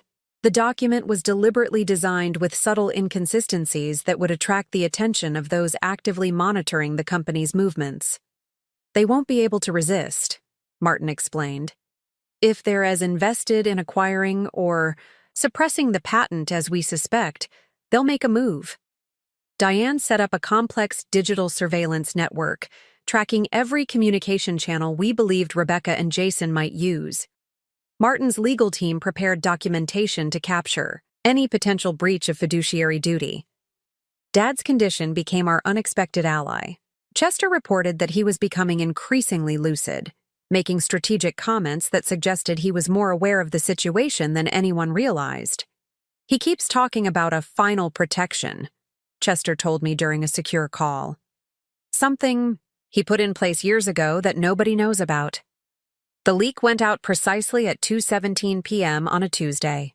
Within hours, the first tremors of response began to emerge. Jason made a series of encrypted calls to contacts in 3 different pharmaceutical companies. Rebecca scheduled an emergency meeting with Warren Pierce, the financial advisor who had previously attempted to help her liquidate company assets. They're taking the bait, Karen reported, monitoring the communications. Exactly as we predicted, Detective Ramirez prepared her team. The automotive investigation had provided enough probable cause to justify a broader inquiry into potential corporate espionage. What Rebecca and Jason didn't know was that every communication was being meticulously documented. Each call, each message, each digital interaction was building a case that went far beyond a simple family dispute. Walter Davis called with additional intelligence from the board. They're nervous, he said. Several board members are asking questions about Jason's background that nobody seems able to answer completely. The trap was set. All we needed now was for Rebecca and Jason to make their move. Dad's words to Chester echoed in my mind. A final protection. I couldn't shake the feeling that he had one last surprise waiting, a fail-safe we hadn't yet discovered. As evening fell, the safe house hummed with anticipation. Tomorrow would change everything. The network that thought it could dismantle Mercer Pharmaceuticals was about to learn a painful lesson about underestimating a family's resolve. The final move came unexpectedly, triggered by a sequence of events none of us could have predicted. It began with a call from Chester Williams. "Jonathan wants to see you," he said. "He's asking specifically for you, Emma. And he's more lucid than I've ever seen him." At Lakeside Care Center, Dad sat in a sunlit room, a folder clutched tightly in his hands. His eyes, which had often been clouded, now burned with remarkable clarity. "The last protection," he said simply, handing me the folder. "Something I prepared. Years ago, before the diagnosis, when I first suspected Rebecca might not understand the true purpose of Mercer. The folder contained a series of encrypted documents, patent designs, and a handwritten letter addressed to me. As I read, the full scope of Dad's preparations became clear. He had created a fail-safe mechanism within the ME-247 patent, a complex, scientific mechanism that could only be fully activated by a specific sequence of molecular modifications known only to me and him. The implications were staggering. The patent wasn't just a potential treatment for Alzheimer's. It was a revolutionary approach that could be triggered only by someone who truly understood the original research intent. Simultaneously, our digital trap sprung its full effect. Jason made a critical error, attempting to initiate unauthorized transfer of patent documentation. Detective Ramirez's team was waiting, digital forensics experts capturing every moment of the illegal attempt. Rebecca's carefully constructed network began to unravel. The pharmaceutical companies pulling strings behind the scenes suddenly found themselves under intense regulatory scrutiny. Jason's consulting contracts revealed a web of potential corporate espionage that went far beyond Mercer Pharmaceuticals. The board meeting was a symphony of revelations. Walter Davis presented the documented evidence of Rebecca's attempts to dismantle the company. Jason was escorted out by security, his consulting contracts now the subject of a federal investigation. "Your father's legacy is intact," Walter told me, his voice filled with a mixture of admiration and relief. "And it's stronger than ever." Rebecca's final attempt to challenge the trusts failed spectacularly. The legal protections we had carefully constructed, combined with the evidence of her actions, left her with nothing. At Lakeside, Dad looked at me with a clarity that transcended his medical condition. "You understood," he said simply. "The company was never just about profit, it was about progress, about helping people." The ME-247 patent would continue its development, now with full board support and additional funding. The Princeton Research Facility, the project Rebecca had tried to sell, would become a cornerstone of neurological research. As for Dad, his medical team reported significant improvements. The reduced medication, combined with the stress of the family conflict being resolved, had paradoxically improved his cognitive function. Rebecca was left with nothing. No company shares, no inheritance, no reputation. The very tactics she had used to manipulate and control had become her ultimate downfall. "Sometimes," Martin said as we reviewed the final documents, "the quiet ones are the most dangerous." I thought of Dad, of the careful preparations he had, made years in advance, of the legacy he had protected, not through aggression, but through careful, methodical planning. The Mercer legacy was secure, and this was only the beginning. The Mercer Lake House stood exactly as it had for generations, a testament to continuity and preservation. Sunlight filtered through windows that had witnessed decades of family history, casting long shadows across the living room where I now sat with Dad. His recovery had been nothing short of miraculous. The reduced medication, the reduction of stress, and the vindication of his life's work had brought about a remarkable improvement in his cognitive function. While challenges remained, he was more present, more himself than he had been in years. Mercer Pharmaceuticals had not just survived, it had been transformed. The Princeton Research Facility was now a beacon of hope in neurological research, with the ME-247 patent moving into advanced clinical trials. Our team had uncovered groundbreaking approaches to treating neurodegenerative diseases, fulfilling Dad's original vision in ways even he hadn't anticipated. Rebecca was a distant memory now. Her legal battles had stripped her of any remaining professional credibility. Jason faced multiple investigations, his consulting career in tatters. The pharmaceutical companies that had conspired with them were now under intense regulatory scrutiny. Martin joined us, setting down a file folder. "The last of the legal proceedings are complete," he announced. "Jason's final appeal was dismissed this morning." Dad looked at me, a hint of the old spark in his eyes. "You protected everything," he said quietly. "Not just the company, the purpose." Chester. Williams arrived shortly after, bringing updates about the Jonathan Mercer Foundation, a nonprofit we'd established to support neurological research and patient care. It was Dad's way of ensuring that Mercer's legacy extended beyond corporate walls. "The first research grant went out last week," Chester reported, "funding a promising study on early-stage Alzheimer's detection." My phone buzzed, a message from Karen. The research team had made a breakthrough in understanding neural pathway preservation, directly building on Dad's original work with ME247. Heather Nolan, the nurse who had been our unexpected ally, had been offered a position as a medical ethics consultant within the company. Her courage had been instrumental in exposing the truth. As evening approached, Dad pulled out an old photo album. We looked through images of our family, moments of joy, of struggle, of connection. The pictures told a story of resilience, of understanding that true legacy isn't about assets or control, but about purpose and integrity. "I was wrong about many things," Dad said softly, looking at a photo of him with a young Rebecca and me. "But I was right about you, Emma. You understood what truly matters." Outside, the lake reflected the setting sun, unchanged, yet somehow different. Like our family, like the company, it remained, persistent, adaptable, resilient. The Mercer legacy continued, not as a weapon or a prize to be fought over, but as a living, breathing commitment to progress. And we were just getting started. Up next, you've got 2 more standout stories right on your screen. If this one hit the mark, you won't want to pass these up. Just click and check them out. And don't forget to subscribe and turn on the notification bell so you don't miss any upload from us.